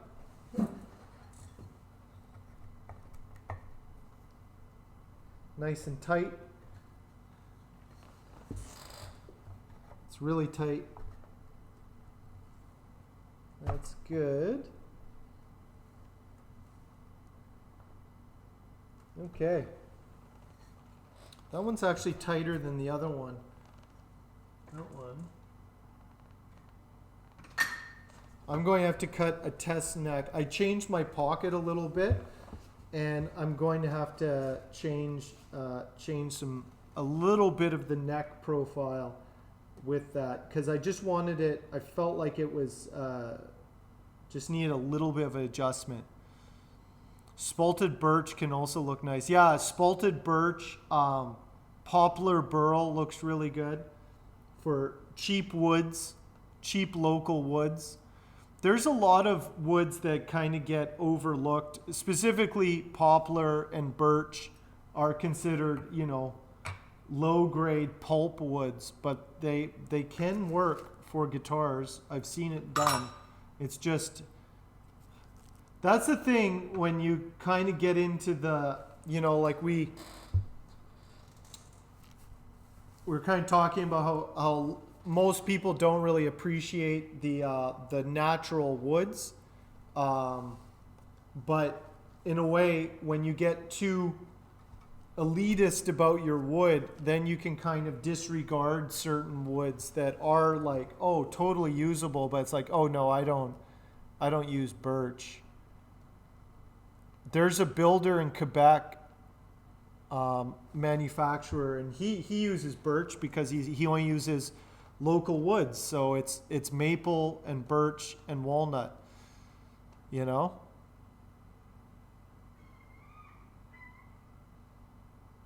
Yeah. You can use it for necks. Again, it's just like maple is so abundant that you'll just see maple a lot more, and it's far more figured. But birch is strong enough that you could do it. I've seen people do birch acoustic guitars, and they sound fine. You can also do oak. You never see oak, mostly because it's very heavy. But you can do an oak neck. It's just going to be real heavy and hard to carve, but you can. I think you could do birch if you had quarter sawn. I don't know how stable it is, but I would do it if it was quarter sawn, just to be safe. That's the nice thing. That's the thing about maple is you can use it flat sawn and it doesn't matter. Whereas other woods, you kind of want to hedge your bets and make sure it's always quarter sawn. But you can get away with it. It just, who knows what will happen to it, but has an oak neck. Yeah. If you do it thin enough, it should be fine. It's just, it would be a real pain to carve, but so is wenge. It would be no worse carving an oak neck as it would be a wenge neck. So it's totally doable. But there was something. Oh yes, I was talking to Tim the other day. He's probably played my guitar more than, he always wants to borrow it all the time because his guitars suck. And I was like, dude, you're just going to have to buy it eventually. Because he just uses it all the time. And he's like, but my guitars suck and they never stay in tune. Your guitar is always in tune and it never moves. So it's like, oh, that's good to know. Because I made that guitar with a walnut neck. It was nice quarter sawn walnut. A lot of people are surprised when they see it. They're like, "Oh, you have a walnut neck on there," because they think, "Oh, you can only use maple," you know. And it's like, "Oh, nothing else is strong enough." And it's like, "Yeah, you can for electric guitars, the tension is actually less than on an acoustic guitar, so you can get away with a lot more. But yeah, like a quarter sawn walnut neck is fine. I wouldn't do flat sawn walnut. Yeah, mahogany works. Mahogany is so nice to carve. But yeah, I used walnut on quite a few of my builds for the necks, and a year later, still no problems. If there were going to be neck problems, they would have shown up right away. The most troublesome neck that I made was actually a rosewood neck, Indian rosewood neck, which I thought that thing was just going to be solid. It's fine. It had to work itself out first, but that one moved the most out of any of my guitars. Was that? It looked really nice, and again, it's like, oh, I don't think rosewood would be any more heavy than oak. They're both pretty dense woods. So it was a solid body walnut guitar. So it wasn't too heavy, but I didn't have to worry about neck dive because of it. But Indian rosewood makes a really nice neck, but it would be so expensive to get that neck blank. That's kind of like, why would you do a rosewood neck? Feels really good. I don't know what kind of tonal properties it would have, but anyway,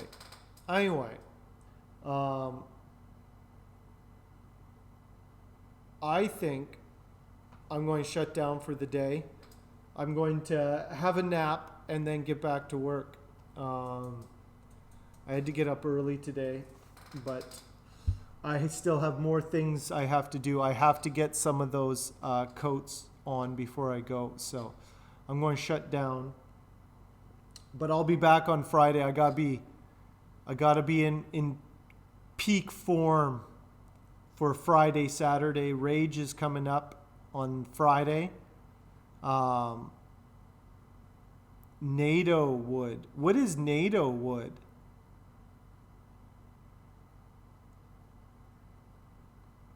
There's also a lot of, I don't know, most of it.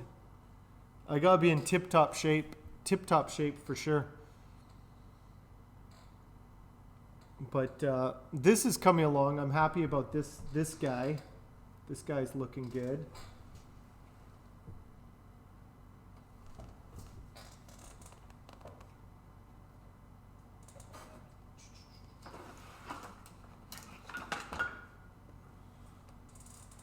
Why is this? I just don't know why this.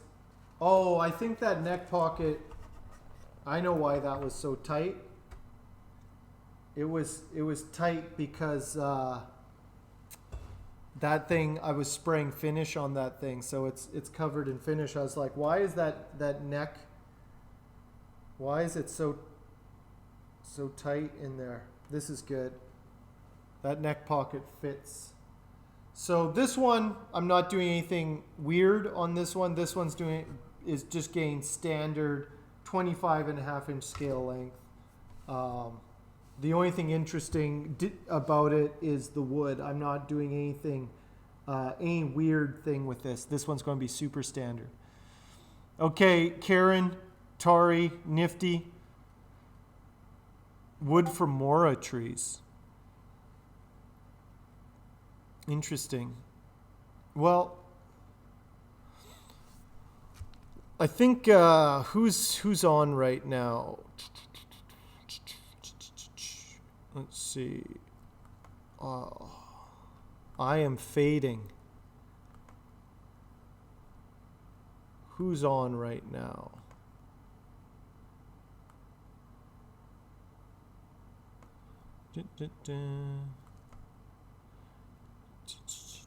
Oh, Asus is on. Let's go check out Asus.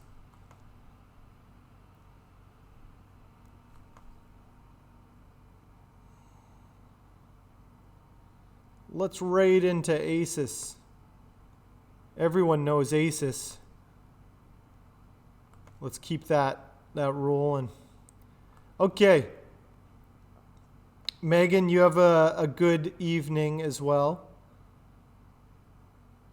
I'm going to have to look into that Tari. I'm not familiar with that wood at all. But anyway, you guys get ready this Friday.